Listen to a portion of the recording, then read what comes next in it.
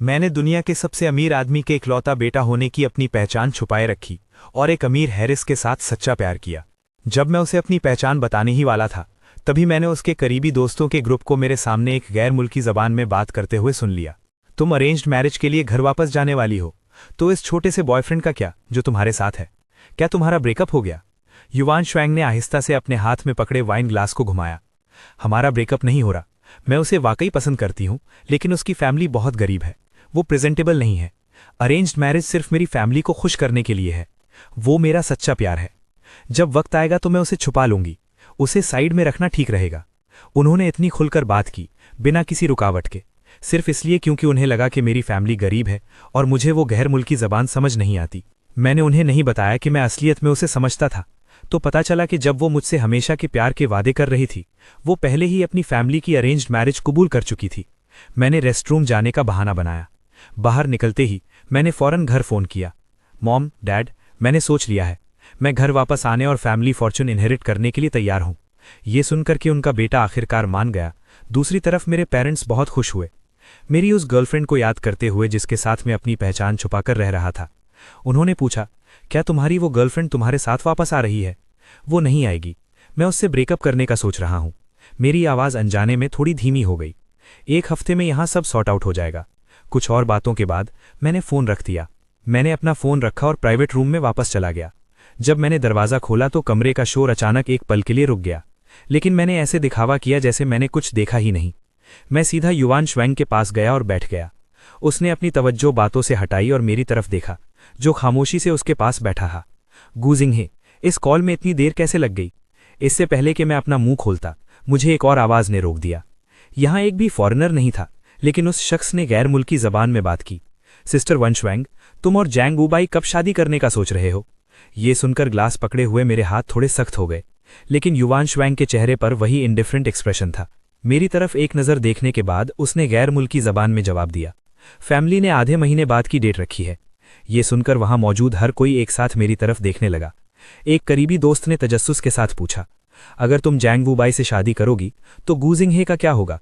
क्या तुम्हारा ब्रेकअप हो गया? युवान श्वैंग ने अपना सर हिलाया। उसने बात जारी रखने से पहले वाइन की एक सिप ली। मैरिज सिर्फ मेरी फैमिली को खुश करने के लिए है। जिसे मैं पसंद करती हूं वो सिर्फ गू जिंगहे है। जैसे ही उसने ये कहा, कमरे में हंसी की लहर दौड़ गई। सबकी मजाकिया बातें लगातार गूंजने लगी। सिस्टर वन श्वैंग, तुम अभी भी इतने बड़े स्टेटस के फर्क के साथ ये प्योर लव गेम क्यों खेल रही हो? क्या तुम वाकई उसके लिए सीरियस हो? उसने मेरी तरफ देखने के लिए अपना सर घुमाया। उसकी आंखों में नरमी और प्यार इतना ज्यादा था कि जैसे सब पिघल जाएगा। बिना एक लफ्ज कहे उसने इस सवाल का बेहतरीन जवाब दे दिया। किसी ने उसके प्यार में डूबे हुए अंदाज को देखा और तारीफ में अपनी जबान दबाई। लगता है ये रियल लव है। मगर फिर भी क्या उसे वाकई गैर मुल्की जबान समझ नहीं आती? वो शख्स सिर्फ आमतौर पर पूछ रहा था। किसे पता था कि जब बाकी लोग उसके सवाल को सुनेंगे, वो सब हंसने लगे। गू जिंगहे गरीब है, उसके पास दूसरी लैंग्वेज सीखने के पैसे कहां से आएंगे? फिक्र मत करो, उसे बिल्कुल समझ नहीं आता। सबकी मॉकिंग लाफ्टर मेरे कानों में गूंज रही थी। किसी ने गौर नहीं किया कि उनके बराबर में मेरी सांसें थोड़ी उखड़ी हुई हो गई थी। वाइन ग्लास को जोर से पकड़ने की वजह से मेरे नकल सफेद हो चुके थे। मैंने उन्हें नहीं बताया कि मैं असलियत में गैर मुल्की जबान समझता था। आखिरकार मैं कोई बिना पैसों वाला गरीब बच्चा नहीं था। मैं दुनिया के सबसे अमीर फैमिली का इकलौता बता था। हम 5 साल से साथ थे और युवान श्वैंग मेरे साथ बहुत अच्छी तरह से रहती थी। सिर्फ एक बात थी कि उसने कभी मुझे अपनी फैमिली से नहीं मिलवाया था। पहले मुझे लगा कि वो हमारे स्टेटस की फर्क की वजह से परेशान थी। आखिरकार यही फैमिली हायन में एक मशहूर और प्रेस्टीजियस फैमिली थी। इसलिए मैंने पहले ही उसे अपनी आइडेंटिटी रिवील करने का प्लान बना लिया था। मैं सबसे अमीर आदमी का इकलौता बेटा हूं। मैं बस हमेशा अपने पेरेंट्स के प्रोटेक्टिव विंग्स में नहीं रहना चाहता था। इसलिए मैंने अपनी आइडेंटिटी छुपाने और तजुर्बा हासिल करने के लिए बाहर निकलने का फैसला किया। मगर टाइमिंग का कोइंसिडेंस तो देखो। 3 दिन पहले मैंने उसकी स्टडी में एक रेड वेडिंग इन्विटेशन देखा। ग्रूम जैंग फैमिली का यंग मास्टर था और ब्राइड युवान श्वैंग थी। पता चला कि जब मैं और वो एक दूसरे के इश्क में पागल थे, वो पहले ही अपने फैमिली की अरेंज्ड मैरिज मान चुकी थी। पता चला कि वो मुझे बहला रही थी, मुझे अपना हस्बैंड कह रही थी, जबकि वो किसी ऐसे शख्स से शादी करने में बिजी थी जिसकी सोशल स्टैंडिंग बराबर थी और जिसे उसकी फैमिली ने हस्बैंड के तौर पर माना था। उस पल मुझे अचानक महसूस हुआ कि अब कहने को कुछ नहीं बचा। अब से मैं शादी करूंगा और अपने फैमिली का बिजनेस इनहेरिट करूंगा। हम दोनों के सामने ब्राइट फ्यूचर है। ड्रिंक्स के 3 राउंड्स के बाद सब ने बातें करते हुए अच्छा वक्त गुजारा। आसमान अंधेरा हो रहा था, इसलिए पार्टी खत्म हुई और सब निकलने की तैयारी करने लगे। मैं सबके पीछे प्राइवेट रूम से बाहर निकला। सिर्फ कुछ कदम चलने के बाद मैंने पीछे से एक अनजान आवाज सुनी, यंग मास्टर गू। मैं रुका और पीछे मुड़ा। तभी मुझे एहसास हुआ कि जो शख्स मुझे बुला रहा था वो एक पुराना बिजनेस पार्टनर था जो हमेशा मेरे फादर से कोलैबोरेशन के लिए भीख मांगता था। मैं अंदर ही अंदर ठंडी सांस लिए बिना नहीं रह सका। मैं अपनी आइडेंटिटी एक्सपोज नहीं करना चाहता था। मैं मामले को संभालने का कोई रास्ता सोच रहा था। युआन श्वैंग के पीछे चलती हुई ये गर्लफ्रेंड ने मुझे ऊपर से नीचे तक देखा, फिर एक हिकारत भरी हंसी हंसी। कैसा यंग मास्टर? शिंग हे ने जो कपड़े पहने हैं, क्या उनकी कीमत 300 युआन से ज्यादा भी है? वो भला कैसे एक यंग मास्टर हो सकता है? कितना बड़ा मजाक है। इन अल्फाज ने फौरन मजाक उड़ाने वाली हंसी का सिलसिला शुरू कर दिया। वो कोई फॉरेन लैंग्वेज नहीं बोल रहे थे। मैंने उनका मजाक साफ सुना, लेकिन मेरे चेहरे पर कोई एक्सप्रेशन नहीं था। इसके उलट युआन श्वैंग को गुस्सा आ गया। उसने उस शख्स को एक ठंडी वार्निंग वाली नजर से देखा। वो शख्स थोड़ा डरता हुआ रुक गया और फिर इतनी लापरवाही से नहीं हंसा। दूसरे लोग भी वार्निंग वाली नजर मिलने के बाद धीरे धीरे खामोश हो गए। उनकी आवाजें धीमी हो गईं। वो शख्स पीछे नहीं आया। मैं युआन श्वैंग के पीछे चला। घर के रास्ते में हम दोनों ने कुछ नहीं कहा। जब हम घर पहुंचे, उसने अपने शूज चेंज किए और फिर अचानक बोली, मैं तुम्हें अब ऐसी गैदरिंग्स में नहीं ले जाऊंगी। मेरा एक्सप्रेशन काम रहा। अगरचे मुझे इनडायरेक्टली उसके सर्कल ऑफ फ्रेंड्स से निकाला जा रहा था, पर मुझमें कोई तब्दीली नहीं आई। मैंने बस अपना मुंह खोला और एक सवाल पूछा, क्या इसलिए कि तुम्हें लगता है कि मैं तुम्हें एम्बैरस कर रहा हूं? वो हंसी और मुझे हक करने वाली थी, लेकिन मैं हट गया। उसके पास एक्सप्लेन करने के सिवाय कोई रास्ता नहीं था। तुम क्या सोच रहे हो? मैं बस नहीं चाहती कि तुम्हें बुरा लगे, लेकिन हमारी स्टेटसेस अलग हैं। कभी ना कभी हमें इस सिचुएशन का सामना करना ही पड़ेगा।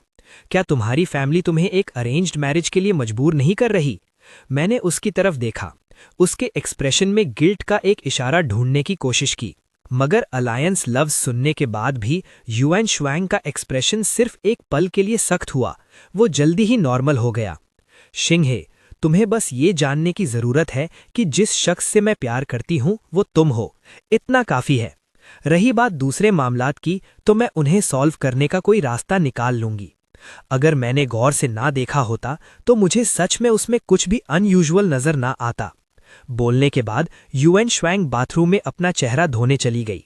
उसे जाते हुए देखकर मैंने कुछ नहीं कहा, लेकिन मैं सोचे बिना ना रह सका।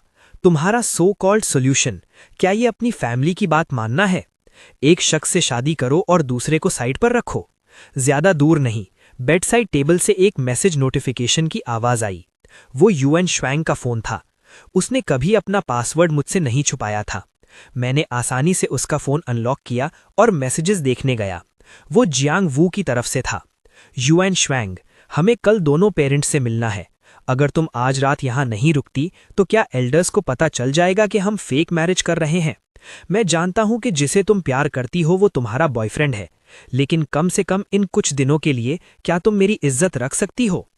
अगरचे उसके अल्फाज आजिजी भरे लग रहे थे, मैं उसके इरादे समझ सकता था। पहले उसने पेरेंट्स का बहाना बनाया ताकि वो उसके साथ रहने की भीख मांगे, और बाद में क्या होगा? वो बस स्टेप बाय स्टेप इसी बहाने का इस्तेमाल करता रहेगा और ज्यादा डिमांडिंग होता जाएगा। मगर अब इसका मुझसे कोई लेना देना नहीं था। मैं पहले ही जाने का फैसला कर चुका था। ये सोचते हुए मैंने मैसेज को अनरेड मार्क किया और फोन वापस वहीं रख दिया जहां वो था। थोड़ी देर बाद युआन श्वैंग चेहरा धोकर बाहर आई। उसने लापरवाही से अपना फोन उठाया देखने के लिए। अगले ही सेकंड उसने माजरत भरी नजर से मेरी तरफ देखा। शिंग हे, कंपनी में कुछ अर्जेंट काम आ गया है और मुझे जाना होगा। मैं आज रात वापस नहीं आऊंगी। तुम्हें घर पर आराम करना चाहिए। वो जल्दी में निकल गई, मेरे रिएक्शन का इंतजार किए बिना। ना ही उसने ये नोटिस किया कि मैं हमेशा उसे दरवाजे तक छोड़ने जाता था और उससे शिकायत करता था, इस उम्मीद में कि वो मेरे साथ ज्यादा वक्त गुजार सके। मगर इस बार मैंने उसे रोकने की बिल्कुल कोशिश नहीं की। उसे दूर और दूर जाते हुए देखता रहा। डिंग। युआन श्वैंग के जाने के थोड़ी देर बाद मेरे फोन पर भी एक मैसेज आया। अगर मैं बस एक बार कह दूं तो युआन श्वैंग फिर भी मेरे पास आएगी। हम कल दोनों पेरेंट्स से मिल रहे हैं। एक बार हमारी सच में शादी हो गई तो तुम क्या चीज होगे? एक ऐसा लवर जो रोशनी में नजर नहीं आ सकता। जियांग वू के अल्फाज सख्त थे। लेकिन जिस बात ने मुझे ज़्यादा परेशान किया वो ये थी कि ये नाइफ़ जो कोई और मुझे चोट पहुंचाने के लिए इस्तेमाल कर रहा था, वो उन्हें उस गर्लफ्रेंड ने खुद थमाया था जिसके साथ मैंने सोचा था कि मैं पूरी ज़िंदगी गुजारूंगा। युआन शुआन को शायद ये नहीं मालूम था कि अगर मुझे वो इनविटेशन ना भी मिलता तो भी ये बात कि वो किसी और से शादी कर रही है मुझसे ज़्यादा देर तक छुपी नहीं रह सकती थी, क्योंकि जिस दिन मुझे इनविटेशन मिला उसके अगले ही दिन जियांग वुबाई ने मुझे फ्रेंड के तौर पर ऐड कर लिया था और पिछले कुछ दिनों से वो मुसलसल मुझे हर तरह की प्रोवोकेटिव फ़ोटोज़ भेज रहा था। वहाँ युआन ई जियांग वुबाई के साथ वेडिंग ड्रेसेस ट्राई करने की फ़ोटोज़ थीं, वहाँ उनकी साथ में डायमंड रिंग्स चूज़ करने की फ़ोटोज़ थीं, वहाँ उनकी साथ में वेडिंग वेन्यूज़ देखने की फ़ोटोज़ थीं, एक के बाद एक फ़ोटो। उन्होंने उस सारी मोहब्बत को पूरी तरह ख़त्म कर दिया था जो मेरे दिल में युआन शुआन के लिए थी। उस रात युआन शुआन घर नहीं आई, मैंने इस पर कोई तवज्जो नहीं दी। अगले दिन उठने के बाद मैं सीधा कंपनी गया रिज़ाइन करने के लिए। मैंने उसी दिन रेजिग्नेशन प्रोसीजर्स मुकम्मल कर लिए। लंच ब्रेक के दौरान मैं और मेरे कोलीग्स ने नीचे खाना खाया। ये सुनने के बाद कि मैंने रिज़ाइन कर दिया है, एक कोलीग जिसके मैं ज़्यादा करीब था वो मजाक किए बिना ना रह सका। आजकल मैं ऐसी वीडियोस देख रहा हूं उन कोलीग्स के बारे में जो अचानक अपनी जॉब्स छोड़ देते हैं ताकि घर जाकर फैमिली बिजनेस इनहेरिट कर सकें। शिंगे, तुम इतने यकीन के साथ छोड़ रहे हो, तुम भी तो घर जाकर फैमिली बिजनेस इनहेरिट करने नहीं वाले ना? मेरा कोलीग सिर्फ मजाक कर रहा था, लेकिन मैंने हल्के से सर हिलाया। सही कहा, मैं अभी वापस जाकर फैमिली बिजनेस इनहेरिट करने वाला हूँ। सब एक पल के लिए हैरान रह गए, फिर ठहाके मारकर हंसने लगे। उन्होंने इसे सिर्फ एक मजाक समझा और कोई तवज्जो नहीं दी। मैं मुस्कुराया और मजीद वजाहत नहीं की। लंच के बाद मैंने अपना सामान एक बॉक्स में पैक किया और बॉक्स उठाकर घर ले गया। जब मैं वापस पहुंचा तो युआन शुआन घर पर ही थी। मुझे बॉक्स के साथ वापस आता देखकर उसे थोड़ा अजीब लगा। तुमने जॉब छोड़ दी? मैंने सर हिलाया। मैं बॉक्स बेडरूम की तरफ ले गया, लेकिन उसकी चिनवटें गहरी हो गईं। उसने मुझे रोकने के लिए आवाज़ दी। क्या तुम्हें ये जॉब सच में पसंद नहीं थी? तुमने अचानक क्यों छोड़ दी? मैंने अपने कदम रोक लिए। जब मैंने उसकी तरफ देखा तो मेरे चेहरे पर एक मुस्कुराहट आ गई, क्योंकि मेरे पास अब एक ऐसा काम है जो मैं अब ज़्यादा करना चाहता हूँ। मुझे ये कहते सुनकर युआन ने मजीद सवाल नहीं किए। उसने सिर्फ कहा, अगर काम बहुत थका देने वाला हो तो बस वापस आ जाना। तुम्हें रोज़ाना इतना थका हुआ देखकर मेरा दिल दुखता है। शिंगे, तुम्हें पता होना चाहिए कि मैं तुम्हें सपोर्ट कर सकती हूँ। मैंने सर हिलाया और एक एक लफ्ज़ बोलकर कहा, मैं किसी का डिपेंडेंट नहीं हूँ। युआन शुआन दंग रह गई। तुम्हारा क्या मतलब है, डिपेंडेंट? मैं मजीद नहीं सुनना चाहता था। मैंने बात काटने के लिए मुंह खोला। तुम आज इतनी जल्दी घर कैसे आ गईं? क्या तुम कंपनी नहीं जा रही? आजकल काम बहुत ज़्यादा है, मेरे पास आज तुम्हारे साथ रहने का वक्त नहीं था। मैंने सोचा कि बात करने के बाद तुम्हारे साथ वक्त गुजारूंगी। उसके तेवर ढीले पड़ गए। वो एक बार फिर मेरी फर्माबरदार गर्लफ्रेंड बन गई। तुम क्या करना चाहते हो? वेस्टर्न फूड खाएं या मूवी देखें? आज तुम जो भी करना चाहते हो मैं तुम्हारे साथ करूंगी। अगर पुराने मैंने ये अल्फाज सुने होते तो शायद मैं इस वक्त बहुत मुतासिर होता। आखिरकार मुझे मालूम था कि वो वाई ग्रुप की वारिस थी। जितना काम उसे रोज़ाना संभालना पड़ता था वो सच में बहुत ज़्यादा था।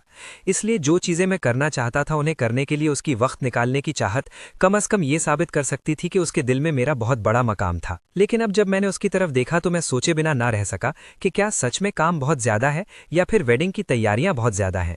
उसने आखिर ये कैसे किया कि एक तरफ वो दूसरे मर्द के साथ वेडिंग की तैयारियां कर रही थी और साथ ही मुझे भी बहला रही थी ये कहकर कि मैं ही अकेला हूं जिससे वो मोहब्बत करती है। लेकिन आखिर में मैंने फिर भी उसके झूठ को बेनकाब नहीं किया। आखिरकार सिर्फ कुछ ही दिन बाकी रह गए थे।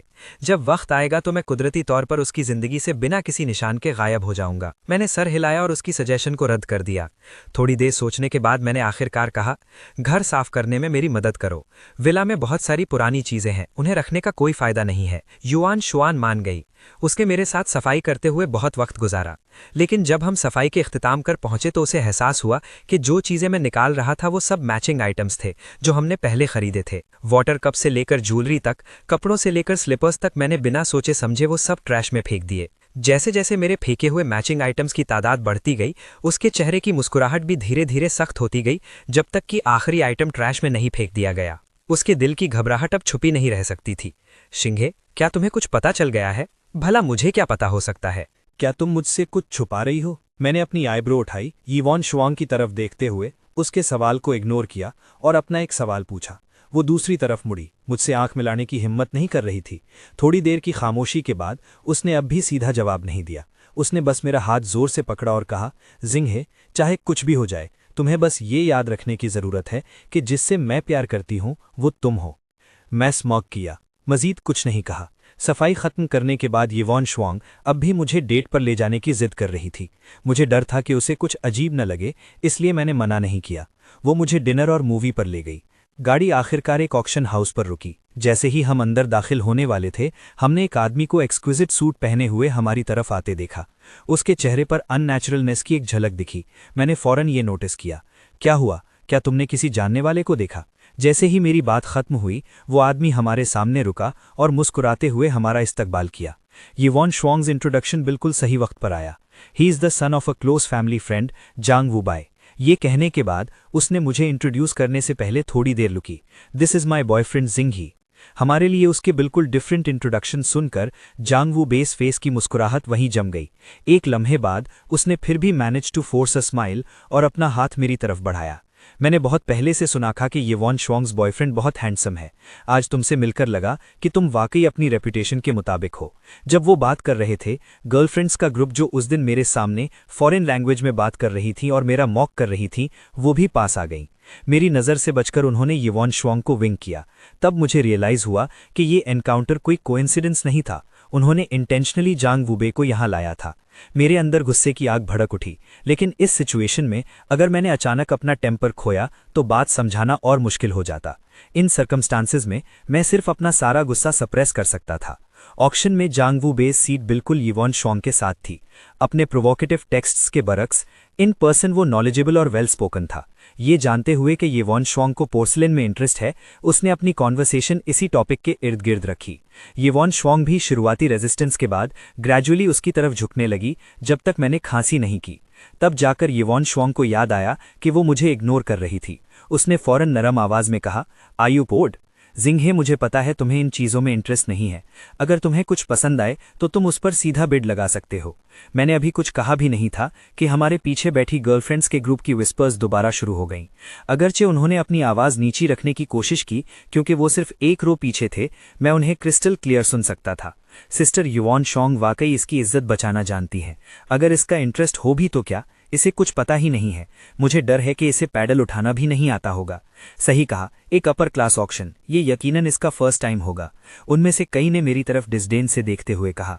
वो इसे विस्परिंग कह रही थी, लेकिन मुझे लगा वो इंटेंशनली ये मुझे सुनाने के लिए कह रही थी। मैंने कोई बहस नहीं की। आखिरकार अगली बार जब हम मिलेंगे तो उन्हें मेरे सामने रिस्पेक्टफुली खड़ा होना पड़ेगा और मुझे यंग मास्टर गू कहकर पुकारना होगा। इस पॉइंट पर प्रीवियस आइटम बिक चुकी थी और नेक्स्ट आइटम सामने लाई गई। ये एक जेड स्कल्पचर था जिसका नाम पाइन एंड क्रेन लॉन्जिविटी था। क्वालिटी सुपर्ब थी। सबसे ज़रूरी बात यह थी कि ऑक्शनियर के इंट्रोडक्शन ने क्लेम किया कि ये जैन शैंग का काम है, जो जेड कार्विंग के ग्रैंड मास्टर हैं। जैसे ही उसने ये इंट्रोडक्शन सुना, जांग वू फौरन एक्साइटेड हो गया। उसने अपने हाथ में बिडिंग पैडल उठाया। येवॉन श्वांग, ये पीस हाईली कलेक्टेबल है। ग्रैंडमा की बर्थडे परसों है, ये उनके लिए परफेक्ट बर्थडे गिफ्ट होगा। जब मैंने जैन शैंग का नाम सुना, मैंने सबकॉन्शियसली स्टेज पर रखी आइटम की तरफ देखा। बस एक नज़र देखा और अपनी नज़रें हटा लीं। मेरी पुरसुकून आवाज़, जिसमें कोई रिपल ऑफ इमोशन नहीं था, जांग वू बे के सर पर ठंडे पानी की बाल्टी की तरह थी। This one is a fake. Zhang Wu Bei ने डिसबिलीफ से मेरी तरफ देखा। वो पूछने ही वाला था कि मुझ जैसे कंट्री बम्पकिन को क्या पता होगा, लेकिन येवॉन श्वांग को अपने साथ बैठा देखकर उसने अपना गुस्सा सप्रेस किया और हंसते हुए कहा, मिस्टर गू ने ये कैसे पता लगाया? क्योंकि असली वाला पहले ही यंग मास्टर गू, जो रिचेस्ट मैन का बेटा है, उसने अपनी दादी को दे दिया है। दुनिया में ऐसा सिर्फ एक ही है। असली उनके घर पर है, इसलिए स्टेज पर जो है वो डेफिनेटली एक फेक है। मैं बस एक काइंड रिमाइंडर दे रहा था। लेकिन जैसे ही मैंने ये कहा, जांग वू बे अचानक जोर से हंसने लगा। यहाँ तक कि हमारे पीछे बैठी येवॉन श्वांग्स की गर्लफ्रेंड्स का ग्रुप भी बिना रुके मजाक उड़ाते हुए हंसने लगा। अगर तुम्हें नहीं पता तो प्रिटेंड मत करो। How embarrassing. सही कहा, रिचेस्ट मैन के बेटे ने दिया है। क्या तुम बेड के नीचे छुपकर अपनी आंखों से देख रहे थे? सिर्फ इसलिए कि तुम्हारा लास्ट नेम भी गू है, ये मत सोचना कि तुम बड़ाए यंग मास्टर गू से कोई रिश्ता जता सकते हो। लोगों के मजाक उड़ाने की हंसी और तेज हो गई। आखिर में वो युआन श्वांग ही थी जिसने ठंडे चेहरे के साथ उनका मजाक रोका। उसने मेरी तरफ देखा, मेरा हाथ थामा। गोशिंग है, मुझे पता है तुम आजकल अप्रेजल पर कुछ किताबें पढ़ रहे हो, लेकिन अप्रेजल स्किल्स सिर्फ किताबों से बेहतर नहीं हो सकती। जियांग वू बाई बचपन से ही ऑक्शन हाउसेज आता जाता रहा है और जेड कार्विंग के बारे में बहुत कुछ जानता है। कुदरती तौर पर वो तुमसे थोड़ा ज्यादा जानता है। उसने कुछ ज्यादा सख्त नहीं कहा, लेकिन उसकी बातों से साफ जाहिर था कि वो समझ रही थी कि मैं फजूल बकवास कर रहा हूं। मैं हल्का सा हंसा और कुछ नहीं बोला। आखिर में जियांग वू बाई ने पूरे 100 मिलियन खर्च किए ताकि वो जेड स्टैचू भारी कीमत पर जीत सके। जब वो अपना कार्ड स्वाइप करने गईं, उस लम्हे को देखते हुए मैं मुस्कुराया। मैं सोच रहा हूं कि ये फैमिली की बूढ़ी खातून को ये जानकर कैसा लगेगा। उसने उनके लिए एक फेक जेड स्टैचू खरीदने पर 100 मिलियन खर्च कर दिए। वो क्या सोचेंगी? मैंने उसे नहीं रोका और ना ही इस पर कोई ध्यान दिया। मैं उठा और रेस्टरूम चला गया। जैसे ही मैंने हाथ धोना खत्म किया, पीछे से एक जानी पहचानी आवाज आई, गोशिंग है। मुझे लगा था कि मैंने अपनी बात साफ कर दी है, लेकिन मुझे उम्मीद नहीं थी कि तुम इतने बेशर्म होगे कि जाओगे ही नहीं। क्या तुम वाकई थर्ड व्हील बनना चाहते हो? उसकी आवाज सख्त और नागवार थी, बिल्कुल उस मैच्योर, एलिगेंट और अमीर यंग मास्टर से अलग जो वो थोड़ी देर पहले था। मैंने बेरुखी से अपनी आंखें उठाईं और उसकी तरफ देखने के लिए मुड़ा। मिस्टर जियांग, उम्मीद है आप ये साफ तौर पर समझते होंगे। मैं 5 साल तक उसके साथ था। थर्ड व्हील का टाइटल मुझ पर नहीं जचता, है ना? ये कहकर मैंने उसके पास से गुजर कर जाने का इरादा किया, लेकिन उसने बात खत्म नहीं की और एक ठंडी हंसी के साथ मेरा मजाक उड़ाना जारी रखा। सही है, 5 साल साथ रहे और फिर भी उसने तुमसे शादी नहीं की। क्या कभी सोचा है क्यों? मैं जियांग फैमिली का एयर हूं, वो ये ग्रुप की एरेस है। मैं और वो सोशल स्टेटस में एक परफेक्ट मैच है। और तुम्हारे घर में एक बाप और एक बीमार माँ है। इतने टूटे फूटे फैमिली बैकग्राउंड के साथ जब तुम्हारे पास कुछ नहीं है, तुम उसके काबिल कैसे हो सकते हो? मेरे कदम लड़खड़ा गए। ये फैमिली बैकग्राउंड तो सिर्फ कुछ ऐसा था जो मैंने खुद बनाया था, लेकिन मुझे वाकई उम्मीद नहीं थी कि युआन शुआंग ये सब जियांग वू बाई को बता देगी। मैं खुद पर तंज करते हुए हंसे बिना न रह सका। अगर मेरा वाकई ऐसा बैकग्राउंड होता तो क्या ऐसा होता कि जिसे वो अपना बॉयफ्रेंड कहती थी, जिससे वो प्यार करने का दावा करती थी, उसने दूसरे मर्द को मुझे तकलीफ देने के लिए दूसरा चाकू दे दिया? वाकई नाकाबिल। मेरे दिल में दर्द हुआ और मैं जियांग वू बाई को देखने के लिए पीछे मुड़ा। मेरे दिल में दबी हुई कोफ्त अचानक खत्म हो गई। तुम दोनों ही एक दूसरे के लिए बने हो। मेरी तरफ से तुम दोनों को बहुत मुबारक। ये कहकर मैं फिर से वहां से जाने लगा। मैं अभी बाहर ज्यादा देर नहीं रुका था कि मेरा फोन बजा। मेरी माँ की कॉल थी। गुशिंग है, जल्दी घर आ जाओ। फैमिली में हर कोई तुम्हारा इंतजार कर रहा है और हमने तुम्हारे लिए ढेरों गिफ्ट्स तैयार किए हैं। माँ ने तुम्हारे लिए बाहर के मुल्क में एक पुराना कासल खरीदा है। तुम्हारी आंट ने तुम्हारे लिए एक डायमंड वॉच खरीदी है। सुना है कि इसे कभी इंग्लैंड के बादशाह ने पहना था। तुम्हारे अंकल ने भी तुम्हारे लिए सुपर कार्स का एक काफिला तैयार किया है। मदर गू को फैमिली और मेरी वापसी के लिए तैयार किए गए गिफ्ट्स के बारे में सुनते हुए मेरा चेहरा मायूसी से भर गया। मैं घर फैमिली फॉर्च्यून इनहेरिट करने आ रहा हूं, दिवालिया निकालने नहीं। जैसे ही मैंने बात खत्म की, पीछे से एक जानी पहचानी आवाज आई, कैसा फैमिली फॉर्च्यून इनहेरिटेंस?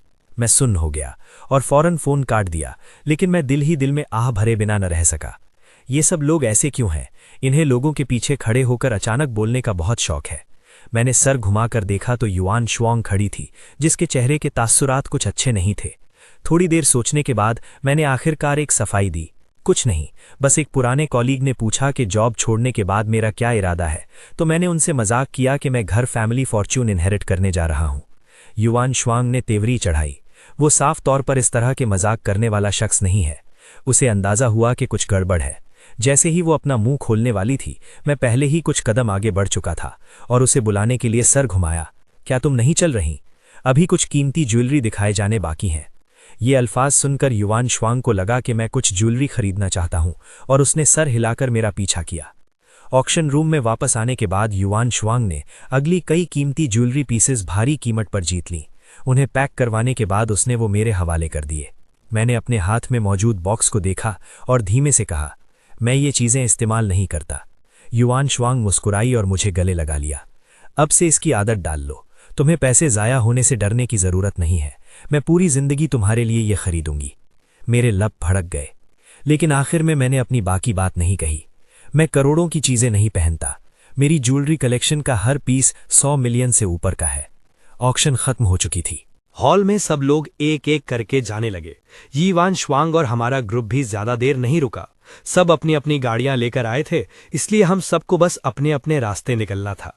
लेकिन जैसे ही मैं गाड़ी में बैठा और अभी वो स्टार्ट भी नहीं हुई थी, जियांग वुबाई ने पैसेंजर साइड वाली खिड़की खटखटाई। गाड़ी का शीशा आहिस्ता से नीचे हुआ। वो बिल्कुल उस बुरे आदमी जैसा नहीं लग रहा था जो थोड़ी देर पहले रेस्टरूम में मेरे साथ इतनी सख्ती से पेश आया था। वान शुआंग, मेरी गाड़ी खराब हो गई है, क्या तुम मुझे घर छोड़ सकती हो? युआन शुआंग ने माथे पर बल डाले जैसे ही वो इनकार करने वाली थी। वो फिर बोला, अंकल और आंटी ने तुम्हें मेरा ख्याल रखने को कहा था, तुम भूली तो नहीं, है ना? यी वान श्वांग का चेहरा किसी वजह से उतर गया, लेकिन आखिरकार वो मान गई। उसे सीधा सर हिलाते देखकर उसके चेहरे की मुस्कुराहट और बढ़ गई, और फिर उसने मेरी तरफ देखते हुए अपनी किस्मत आजमाई। लेकिन मुझे कार से खो जाती है, अगर मैं पीछे नहीं बैठ सकता तो मैं क्या करूं? यी वान श्वांग ने मेरी तरफ देखा। इससे पहले कि वो कुछ बोल पाती, मैं पहले ही गाड़ी का दरवाजा खोलकर बाहर निकल गया था और सीधा बैक सीट की तरफ चला गया। मेरी रफ्तार तेज और फैसलाकुन थी। यी वान श्वांग को रिएक्ट करने का मौका भी नहीं मिला और मैं पहले ही बैक सीट पर बैठ चुका था। उसके अल्फाज उसके गले में ही अटक गए, जिससे माहौल बहुत ऑकवर्ड हो गया। वो हिचकिचाई, कुछ बोलना चाहती थी, ये कहना चाहती थी कि ये सिर्फ एक सीट है और मुझे इतना बुरा मानने की जरूरत नहीं है। लेकिन जब उसने रियर व्यू मिरर से बैक सीट की तरफ देखा, मैं पहले ही आंखें बंद करके आराम करने का बहाना कर रहा था। उसी वक्त जियांग वुबाई भी गाड़ी में बैठ गया। गाड़ी का दरवाजा बंद हुआ और मुझे पीछे आंखें बंद किए आराम करते देखकर उसके होंठों पर एक मगरूर मुस्कुराहट आ गई। गो सिंहे, तो क्या हुआ अगर वो अभी भी तुम्हें पसंद करती है? आखिर में जो मैं चाहता हूं, क्या वो मेरे हाथों में नहीं आएगा? उसका दिल जीतना बस वक्त की बात है। ये सोचते हुए जियांग वुबाई का मूड अचानक अच्छा हो गया जब उसने यी वान श्वांग की तरफ देखा। उसकी आंखों में नरमाहट थी। क्या मिस्टर गू थक गए हैं? फिर उन्हें थोड़ी देर आराम करने दो। शायद मेरे अजीब रवैये को नोटिस करते हुए यी वान श्वांग ने भी जियांग वुबाई से ज्यादा बात नहीं की। उसने बस सर हिलाया और खामोशी से गाड़ी स्टार्ट कर दी। मुझे नहीं पता मैं कब सो गया। जब मेरी दोबारा आंख खुली, गाड़ी यी फैमिली विला पर रुकी हुई थी। जियांग वुबाई गाड़ी से कब का जा चुका था। यी वान श्वांग ने मेरे चेहरे को छुआ। तुम जाग गए? मैंने देखा तुम इतनी गहरी नींद में थे कि मेरा तुम्हें जगाने का दिल नहीं किया। मेरा दिमाग अभी भी थोड़ा भारी था। मैंने सर हिलाया और यी वान श्वांग का इंतजार किए बगैर गाड़ी का दरवाजा खोलकर बाहर निकल गया। मैं सीधा मेन गेट की तरफ चलने लगा। जब यी वान श्वांग गाड़ी से बाहर निकली, मैं पहले ही दरवाजे तक पहुंच चुका था। वो मेरे पीछे भागी और दरवाजे पर मेरा रास्ता रोका। क्या तुम नाराज हो? जियांग वुबाई सच में बस एक पुराने फैमिली फ्रेंड का बेटा है, उसका बुरा मत मानो। मैं बस घुर्राया। यी वान श्वांग को लगा मैं अभी भी नाराज हूं। उसने मुझे पीछे खींचने के लिए हाथ बढ़ाया और ना चाहते हुए मुझे मनाने की कोशिश की। वो सच में बस एक पुराने फैमिली फ्रेंड का बेटा है। डार्लिंग, मैं सिर्फ तुमसे प्यार करती हूं, तुम ये जानते हो। ये कहने के बाद वो मुझे किस करने के लिए आगे बढ़ी, लेकिन मैंने उसे पीछे हटा दिया। उसके चेहरे पर हैरत देखकर मैं सीधा दरवाजे से अंदर चला गया। मेरी तबीयत ठीक नहीं है, मैं पहले अपने कमरे में आराम करने जा रहा हूं। ये कहकर मैंने दरवाजा सख्ती से बंद कर लिया। यी वान श्वांग के कमरे में आने का रास्ता पूरी तरह खत्म कर दिया। अगली सुबह पहली मंजिल के डाइनिंग रूम में मैं यी वान श्वांग के साथ नाश्ता कर रहा था कि अचानक मेरे पास रखा फोन बजने लगा। ये एक टाइमर अलार्म था जो मैंने पहले सेट किया था। नोट पर लिखा था, मीट द पेरेंट्स डे। यी वान श्वांग ने भी वो अल्फाज देख लिए। मैंने पहले उसे अपनी असली आइडेंटिटी बताने का सोचा था, इसलिए उसे अपने पेरेंट्स से मिलने के लिए घर आने को कहा था और वो मान गई थी। हम दोनों ने एक दूसरे की तरफ देखा। मैं इस मुलाकात को कैंसिल करने का कोई तरीका सोच रहा था, तभी अगले ही सेकंड उसका फोन भी बजा। ये जियांग वुबाई की कॉल थी। मुझे नहीं पता दूसरी तरफ से उसने क्या कहा, लेकिन जब वो वापस मेरी तरफ आई तो उसके चेहरे के तावीर थोड़े बदले हुए थे। उसने माफी मांगते हुए मिलने से इनकार कर दिया। सिंहे, अचानक कुछ काम निकल आया है। क्या मैं अगली बार तुम्हारे साथ अंकल और आंटी से मिलने चल सकती हूँ? शायद उसे लगा था कि मैं कोई तमाशा करूंगा या नाराज हो जाऊंगा, लेकिन हुआ ये कि मैंने बस सुकून से सर हिला दिया। वैसे भी मुझे भी आज कुछ काम है। यी वान श्वांग के जाने की थोड़ी देर बाद मैं भी शॉपिंग मॉल की तरफ निकल गया ताकि उन दोस्तों के लिए गिफ्ट्स तैयार कर सकूं जिनसे मैं मिलने वाला था, हर एक के लिए एक। जब मैं मीटिंग प्लेस पर पहुंचा, सबने अपने गिफ्ट्स खोले। जब उन्होंने देखा कि हर बॉक्स में एक बिल्कुल नया डिजाइनर आइटम है, उन्होंने फौरन हैरत से कहा, तंगी, तुमने ये सब कहाँ से लिया? ये बिल्कुल रियल लग रहा है। ये सब रियल है। उन्हें ये सब इतना पसंद करते और हाथ से ना छोड़ते देखकर मेरी जोर से हंसी निकल गई। एक्सप्लेन करने के बाद मैंने देखा कि उन्हें यकीन नहीं आ रहा था, तो मैंने अपनी ट्रू आइडेंटिटी रिवील कर दी। असल में जो मैंने पहले तुम लोगों को अपने फैमिली बैकग्राउंड के बारे में बताया था कि मेरे पेरेंट्स बहुत बीमार हैं, वो सब फेक था। मेरी रियल आइडेंटिटी रिचेस्ट मैन का इकलौता बेटा होना है। इस बार तुम सबको गुड बाय कहने की वजह यह है कि मुझे फैमिली फॉर्च्यून इनहेरिट करने के लिए घर वापस जाना है। मेरी ये बात सुनकर पूरा ग्रुप पहले सुन रह गया, फिर हैरान हुआ और आखिर में निहायत खुश हो गया और मुसलसल चिल्लाने लगे कि एक यंग मास्टर उनके बिल्कुल पास था। उनकी चीखों ने रेस्टोरेंट की छत ही फाड़ दी थी। चीरिंग के बाद किसी को यी वैन श्वांग की याद आई और फौरन पूछा, लेकिन अगर तुम वापस चले गए तो यी वैन श्वांग का क्या होगा? क्या उसे तुम्हारी रियल आइडेंटिटी अभी तक मालूम है? यी वैन श्वांग का जिक्र आते ही मेरे चेहरे की स्माइल थोड़ी फीकी पड़ गई। वो किसी और से शादी करने का प्लान कर रही है। ये कैसे मुमकिन है? ये बात सुनकर मेरे दोस्तों को यकीन नहीं आया। हमारी नज़रों में वो अमीरों में एक रेयर और डीपली डिवोटेड पर्सन है। सही कहा, सही कहा। 3 साल पहले तुमने कहा था कि तुम्हें नाइट ब्लूमिंग सीरियस पसंद है, तो उसने सिर्फ तुम्हारी एक स्माइल के लिए बहुत सारी रकम खर्च करके दुनिया के सारे नाइट ब्लूमिंग सीरियस खरीद लिए थे। 2 साल पहले तुम्हें फ्लू हुआ था, उसने एक 100 मिलियन का कॉन्ट्रैक्ट ठुकरा दिया ताकि वो अब्रॉड से वापस आकर खुद तुम्हारा ख्याल रख सके। पूरी रात उसने अपनी आंखें बंद करने की हिम्मत तक नहीं की। और 1 साल पहले जिस कार में तुम दोनों थे उसका एक्सीडेंट हो गया था। वो आउट ऑफ कंट्रोल ट्रक असल में तुम्हारी तरफ आ रहा था। तुम्हें बचाने के लिए उसने जोर से कार मोड़ी थी। आखिर में तुम्हें कुछ नहीं हुआ, लेकिन उसकी 3 पसलियां टूट गई थीं और वो 3 महीने तक हॉस्पिटल बेड कर थी, तकरीबन होश में ही नहीं आ रही थी। अब वो शादी कर रही है, ग्रूम तुम कैसे नहीं हो सकते? अपने दोस्तों से गुजरे हुए वाकयात सुनकर मुझे अभी भी अंदर से बहुत इमोशनल फील हुआ। यी वैन शुआंग उस वक्त सच्चा इश्क करती थी, मुझे इस हद तक चाहती थी कि अपनी जान की परवाह तक नहीं करती थी। लेकिन अब मैंने अपना सर हिलाया और हल्का सा हंसा। वो मुझसे प्यार करती है, लेकिन उसकी फैमिली को लगता है कि मेरा स्टेटस उसके लायक नहीं है। मुझे सच बोलने का मौका तक नहीं मिला। उससे पहले ही उसने वेडिंग इन्विटेशंस प्रिंट करवा लिए थे। उसकी बातों से लग रहा था कि वो शायद चाहती है कि शादी के बाद मैं उसका लवर बनकर रहूं। ये सुनकर मेरे भाइयों का गुस्सा फट पड़ा। क्या लवर? रिचेस्ट मैन के इकलौते बेटे को लवर बनाना? यूथ फैमिली जरूर पागल हो गई होगी। ठीक है, ठीक है, ठीक है। एक वक्त आएगा जब उसे पछतावा होगा, लेकिन अगर उसे पता चला कि तुम चुप कर जा रहे हो और उसकी फैमिली को तुम्हारी ट्रू आइडेंटिटी का पता चला तो वो जरूर पागल हो जाएंगे। बिल्कुल तभी यी वैन शुआंग और जियांग वू बाहर से अंदर आए। उनकी बातें सुनकर उसने तेवरियां चढ़ाई। कौन सी ट्रू आइडेंटिटी? उन्हें एक साथ अंदर आते देखकर एक गुस्से से भरा दोस्त बोलने ही वाला था, लेकिन मैंने उसे रोक दिया। मैंने उन दोनों की तरफ देखा जो अभी अंदर आए थे। मेरे एक्सप्रेशन कोल्ड थे। तुम दोनों यहां क्यों हो?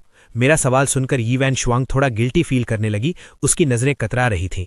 हमारी दोनों फैमिलीज की इत्तेफाक से एक कोलैबोरेशन है, इसलिए हमने मिलने और डिस्कस करने का प्लान किया था। उसका जवाब सुनकर मैं फिर हंसा। बेशक मुझे उनकी कोलैबोरेशन के बारे में पता था, एक मैरिज कोलैबोरेशन, क्योंकि उन्हें अपनी कोलैबोरेशन डिस्कस करनी थी। यी वैन शुआंग और जियांग वू उनके साथ नहीं बैठे, बल्कि पास ही एक अलग टेबल पर बैठ गए। ज्यादा दूर नहीं, बस इतना पास कि मैं उनके दरमियान इंटीमेट एक्शंस देख सकूं। मसलन उसने उसका स्टेक कट करने में मदद की, उसने अपना फेवरेट फूड उसके साथ शेयर किया, उसने उसे नैपकिन पकड़ाया, उसने उसके मुंह का गंदा कोना साफ करने में मदद की। उन दोनों की हरकतों ने मेरे दोस्तों को आग बबूला कर दिया, लेकिन मैं काम रहा। खाना खत्म करने के बाद हमारी गैदरिंग भी खत्म हो गई। यी वैन शुआंग ने फिर मुझे और जियांग वू को घर छोड़ने की ऑफर की।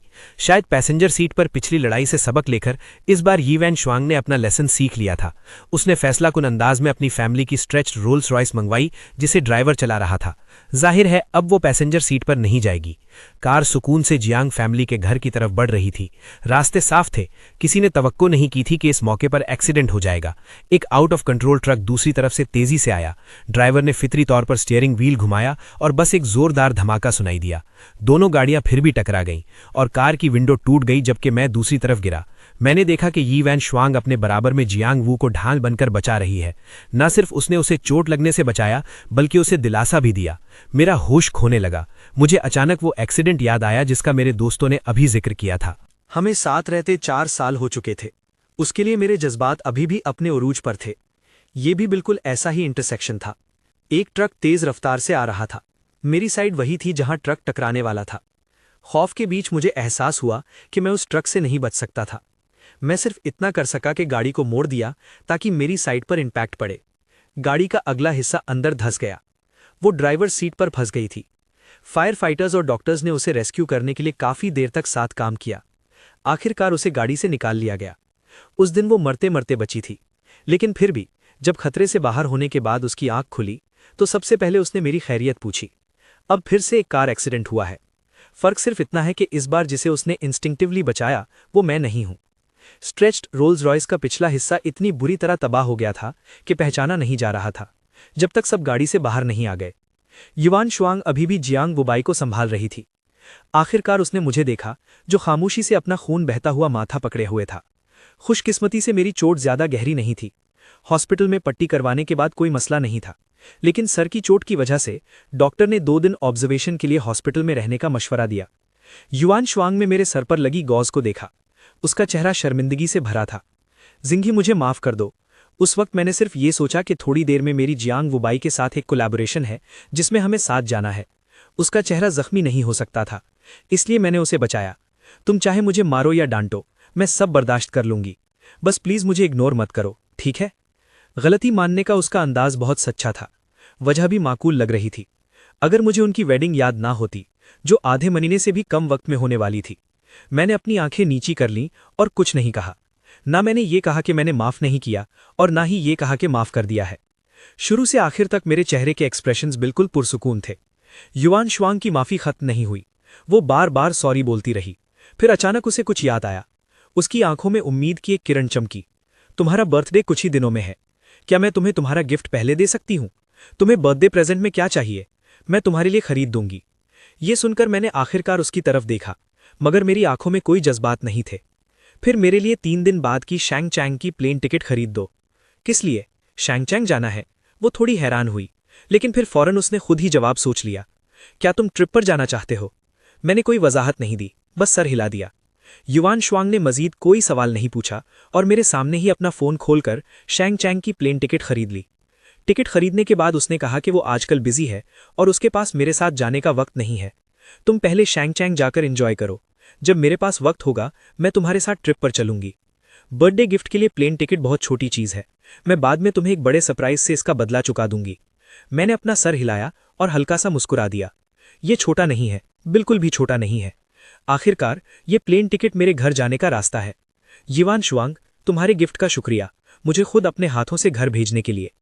हॉस्पिटल में उन 2 दिनों के दौरान युवान शुआंग बिल्कुल वैसी लग रही थी जैसी हमारी मोहब्बत के शुरुआती दिनों में थी।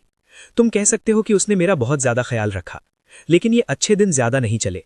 उसका ख्याल रखना मेरे डिस्चार्ज होने वाले दिन ही खत्म हो गया। उसने पहले ही कह दिया था कि उसे काम है, इसलिए उसने एक ड्राइवर को मुझे घर छोड़ने के लिए भेज दिया। उसके फौरन बाद मुझे जियांग वुबाई की तरफ से एक तंज भरा मैसेज मिला। सॉरी, युवान शुआंग और मैं जल्द ही शादी कर रहे हैं। आज उसे मेरे साथ मेरे घर डिनर पर जाना है। मुझे डर है कि उसके पास तुम्हें हॉस्पिटल से लेने का वक्त नहीं होगा। मैंने इस मैसेज पर कोई ध्यान नहीं दिया, बस खामोशी से घर गया और अपना लगेज पैक करना शुरू कर दिया। रवानगी के दिन मैं बहुत जल्दी उठ गया। टेक ऑफ से 7 घंटे पहले मैं एक एक करके अपने सूटकेसेस बाहर ले गया। तभी मेरी मुलाकात वापस आती हुई युवान शुआंग से हुई। विला के दरवाजे पर सूटकेसेस का ढेर देखकर उसका चेहरा खौफ से पीला पड़ गया। उसके दिल में अचानक बेचैनी बढ़ गई। ये सब क्या है? क्या तुमने नहीं कहा था कि तुम एंजॉय करने शैंगचैंग जा रहे हो? ये वही टिकट है जो मैंने तुम्हारे लिए खरीदी थी। क्या तुम भूल गए? मेरे एक्सप्रेशंस बिल्कुल आम थे, जैसे मैं सच में सिर्फ ट्रिप पर जाने की तैयारी कर रहा हूं। मगर मेरी बातें उसे यकीन नहीं दिला सकीं। क्या तुम सिर्फ 1-2 दिन के लिए नहीं जा रहे? क्या तुम्हें इतने सारे लगेज की जरूरत है? मैं मुस्कुरा दिया। कुछ फालतू कपड़े साथ ले जा रहा हूं। मैं कुछ ज्यादा पिक्चर्स खींचना चाहता हूं, लेकिन मुझे पहले कभी इस तरह पिक्चर्स खींचना पसंद नहीं था। जब हम साथ ट्रैवल करते थे मैं कभी इतना सामान नहीं लाता था। वो बेचैनी उसके दिल से पूरे जिस्म में फैल गई, जिससे वो फौरन मेरे सूटकेसेस खोलकर देखना चाहती थी कि क्या ये सच है जो मैं कह रहा हूं। जैसे ही वो कुछ करने वाली थी, एक अर्जेंट फोन कॉल ने उसे रोक दिया। वो जियांग वुबाई की कॉल थी। फोन उठाने के बाद पता नहीं दूसरी तरफ से क्या कहा गया। युवान शुआंग एक पल के लिए खामोश रही और आखिरकार जाने से पहले बाहर निकल गई। वो मुझे एक बार फिर याद दिलाना नहीं भूली, जिंघे ज्यादा देर बाहर मत रहना। मुझे अपनी वापसी की फ्लाइट डिटेल्स भेज देना, मैं तुम्हें लेने आऊंगी। मैंने कोई जवाब नहीं दिया, क्योंकि मैं जानता था कि मैं वापस नहीं आऊंगा। ये आखिरी अलविदा है। टेक ऑफ से 5 घंटे पहले मैंने मेन डोर का पासवर्ड बदल दिया, अपने बर्थडे से जियांग वुबाई के बर्थडे पर। फिर मैंने दरवाजे पर एक नोट लगा दिया। आखिरकार अब से ये मिस्टर जियांग का घर होगा।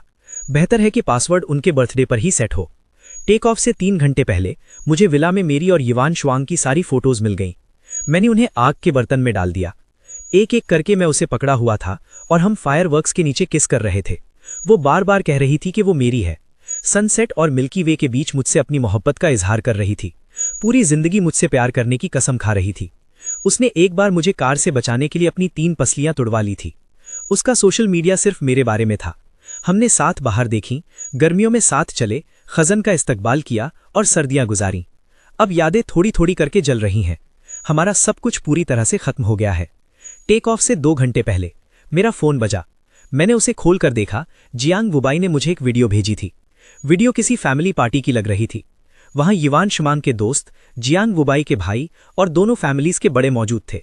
बहुत से लोगों ने युवान शुआंग और जियांग वुबाई को घेरा हुआ था, जो इस इवेंट के 2 मेन कैरेक्टर्स थे। शूर और गुल खत्म नहीं हो रहे थे। किस मैं तुम्हें बता रहा हूं सिस्टर युवान, तुम्हारी कुछ ही दिनों में शादी होने वाली है। किस करने में शर्म कैसी? शोर और गुल के बीच जियांग वुबाई ने शर्माते हुए अपनी आंखें बंद की और उसके करीब हो गया। क्राउड का शोर बढ़ता गया। वो चिल्ला रहे थे कि यी वानवांग उसे किस करे। यी वानवांग ने अपने सामने खड़े शख्स को घूरा और आखिरकार अपनी आंखें बंद कर लीं। वीडियो बार बार रिपीट पर चल रही थी। जब ये 7वीं बार चली, जैंग वू का एक मैसेज आया।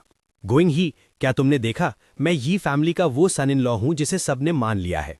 तुम्हारा खानदान निहायत गरीब है। यी फैमिली तुम्हारे खानदान के बैकग्राउंड के साथ तुम्हें इज्जत कैसे दे सकती है? तुम मुश्किल से किसी भिखारी से शादी करने के लायक हो। तो क्या हुआ अगर वानवांग तुमसे प्यार करती है? मैं धीरे धीरे उसकी डिफेंसेस को तोड़ रहा हूं। पहले उसने मेरे साथ फैमिली से मुलाकात की, फिर हम साथ रहते हैं, और अभी उसने मुझे किस भी किया।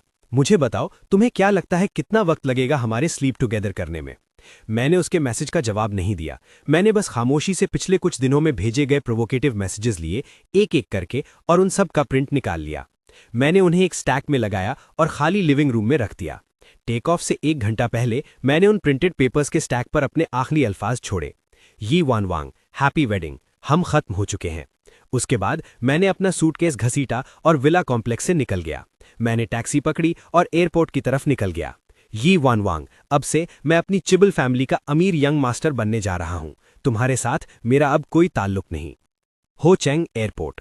जैसे ही मैं एयरपोर्ट से अपना सूटकेस लेकर बाहर निकला, एक ऐसी कार जो पहली नज़र में ही महंगी लग रही थी, एक बुगाटी, पहले से ही बाहर इंतजार कर रही थी। जैसे ही उसने मुझे देखा, कार के बाहर इंतजार करते हुए आदमी ने फौरन मेरे लिए दरवाज़ा खोला। यंग मास्टर, प्लीज़ अंदर बैठिए, सामान कार में रख दिया गया है। जैसे ही मैं कार में बैठा, मैंने ड्राइवर्स सीट पर बैठे आदमी से आम सी बातचीत की। अंकल ली, आप मुझे लेने क्यों आए हैं? फैमिली ड्राइवर कहाँ है? अंकल ली हंसे। उनकी आंखों के कोनों पर छोटी रिंकल्स ने उन्हें मजीद मेहरबान दिखाया। कार धीरे से चली, ट्रैफिक के बहाव में मर्ज होते हुए। उनकी आवाज आई, यंग मास्टर, आप सालों से वापस नहीं आए। जब मैंने सुना कि आप आज वापस आ रहे हैं, तो मैंने इस टास्क के लिए खुद को पेश किया। लगता है अंकल ली ने मुझे मिस किया। मैं मुस्कुराया, मेरी आंखों में टीजिंग का एक इशारा था। बहुत जल्द कार गू फैमिली विला के सामने रुकी। मैं कार से बाहर निकला और सीधा बी विला के अंदर चला गया। जब मैंने दरवाजा खोला, मेड्स का एक ग्रुप पहले से ही दरवाजे पर इंतजार कर रहा था। मुझे अंदर आते देख उनकी आवाजें और एक्शंस बिल्कुल एक साथ थीं। Welcome home young master. मैंने अपना हाथ अपने माथे पर रखा, थोड़ा हेल्पलेस महसूस करते हुए। अंकल लाई ने सूटकेस आगे किया और एक मेड ने उसे लिया और ऊपर ले गई। मेरी हेल्पलेस एक्सप्रेशन देखकर वो हंसे और बोले, मास्टर और मैडम रिचुअल्स को बहुत सीरियसली लेते हैं। जब उन्होंने सुना कि आप वापस आ रहे हैं, तो वो पूरी रात जागकर उन्हें वेलकम सेरेमनी के लिए ट्रेन करते रहे। वो अब लिविंग रूम में आपका इंतजार कर रहे होंगे। मैंने सर हिलाया। अगरचे ये वेलकम थोड़ा एक्स्ट्रावेगेंट था, मैंने मूड खराब करने के लिए कुछ नहीं कहा। मैं बस सीधा लिविंग रूम में चला गया। जैसा कि उम्मीद थी, लिविंग रूम लोगों से पैक्ड था। मेरे पेरेंट्स के साथ साथ मेरे अंकल और आंट सब यहाँ थे। मैं आगे बढ़ा और एक एक करके सबको ग्रीट किया। फिर मैं अपने पेरेंट्स के पास बैठ गया। उनके कंसर्न्ड एक्सप्रेशंस देखकर वो कंपोजर जो मैंने इतने वक्त से बरकरार रखा था, अचानक टूट गया। मेरे अंदर एक नाकाबिले बयान ग्रीवेंस का एहसास जाग उठा। बचपन से ही बड़ों ने मुझे बहुत लाड प्यार से पाला था। कभी कोई हार्डशिप नहीं सही, जब तक कि मैंने अपनी आइडेंटिटी नहीं छुपाई और ट्रेनिंग के लिए हयांग गया, जहां मेरी मुलाकात यी वानवांग से हुई। उसे 5 साल तक डेट करते हुए मैंने उसे अपना पूरा सिंसियर दिल दिया। उस वक्त मैं सच में अपनी बाकी जिंदगी उसके साथ गुजारना चाहता था। मुझे ये यकीन भी था कि देर सवेर हम एक दूसरे के लिए वन एंड ओनली बन जाएंगे। बस दुख इस बात का है कि आखिर में मैं अनजाने में वो लवर बन गया जिसे उसने साइड पर रखा हुआ था। एक सिंसियर दिल आखिरकार वेस्ट हो गया। मेरी माँ ने मेरा हैवी मूड देखकर मेरे कंधे को थपथपाया। जो हुआ सो हुआ। एक चीज जिससे हम नहीं डरते वो गलतियां करना है। बुरे से बुरा ये हो सकता है कि हम दोबारा शुरुआत कर सकते हैं। हमारी फैमिली में सेकंड चांसेस की कोई कमी नहीं है। अपनी माँ के कंफर्टिंग अल्फाज सुनकर मेरा मूड आखिरकार थोड़ा ईज हुआ। ये देखकर दूसरों ने जल्दी से सब्जेक्ट बदल दिया। उन्होंने जल्दी से वो गिफ्ट्स निकाले जो उन्होंने तैयार किए थे। एक नज़र देखते ही मुझे एहसास हुआ कि मेरी माँ ने जो थोड़ी देर पहले फ़ोन पर बताया था वो बिल्कुल भी एग्जैजरेशन नहीं था, वो बल्कि थोड़ा अंडरस्टेटमेंट ही था। प्रॉपर्टी डीड से लेकर कीज तक एक मोटे स्टैक पर चाबियों का एक और लंबा गुच्छा था। सबसे स्ट्राइकिंग चीज गोल्डन डायमंड से बनी डायमंड वॉच थी जो दरमियान में रखी हुई थी। हर एक डायमंड हैरानीकुन हद तक बड़ा था।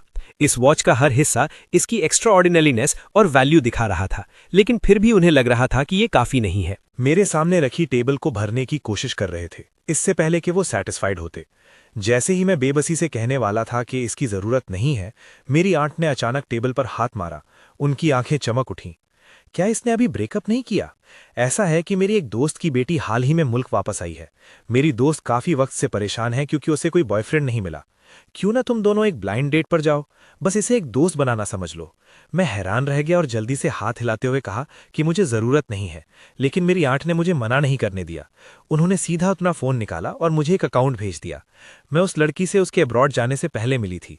वो बहुत ब्यूटीफुल है। अगर तुम्हारे दरमियान कोई रोमांटिक फेट ना भी हो, फिर भी दोस्त रहना अच्छा है। चूंकि उनकी काइंडनेस को मना करना मुश्किल था, मैंने आखिरकार उनकी सजेशन मान ली। बस मुझे ये उम्मीद नहीं थी। जब मैंने वो अकाउंट खोला जो उन्होंने भेजा था, मुझे पता चला कि मैं काफी वक्त से उस पर्सन के साथ फ्रेंड्स था। मैंने देखने के लिए क्लिक किया, वहां कोई निकनेम नहीं था। प्रोफाइल पिक्चर एक पिच ब्लैक बैकग्राउंड में एक क्रीसेंट मून की थी। मैं दंग रह गया और काफी देर तक सोचता रहा, लेकिन फिर भी याद नहीं कर सका कि मैंने उसे कब फ्रेंड ऐड किया था। मैंने पूछा भी नहीं और ऐसा प्रिटेंड किया जैसे कुछ गलत नहीं है। मैंने अपनी फोन स्क्रीन बंद कर दी। आखिरकार सारे आंसर्स नेचुरली मिल जाएंगे जब हम मिलेंगे। जैसे ही मैं दूसरी तरफ किसी और के साथ ब्लाइंड डेट के लिए तैयारी कर रहा था, युवान श्वन आखिरकार घर वापस आ गई थी। पहले ही शाम हो चुकी थी और विला की लाइट्स बंद थीं। उसने दरवाजे पर लगा नोट नहीं देखा। उसने हमेशा की तरह पासवर्ड डाला। पासवर्ड डालने के बाद जैसे ही वो दरवाजा खोलने वाली थी, उसने देखा कि दरवाजा अब भी नहीं खुल रहा था। उसने थोड़ा कंफ्यूज्ड होकर ऊपर देखा और तभी उसे दरवाजे पर वो नोट दिखा। आखिरकार अब से ये मिस्टर जियांग का घर होगा। बेहतर है कि पासवर्ड उनके बर्थडे पर सेट किया जाए। मिस्टर जियांग का घर, जियांग वुबाई। उसका दिल अचानक जोर से धड़कने लगा। क्या ऐसा हो सकता है कि उसे पहले से कुछ पता हो?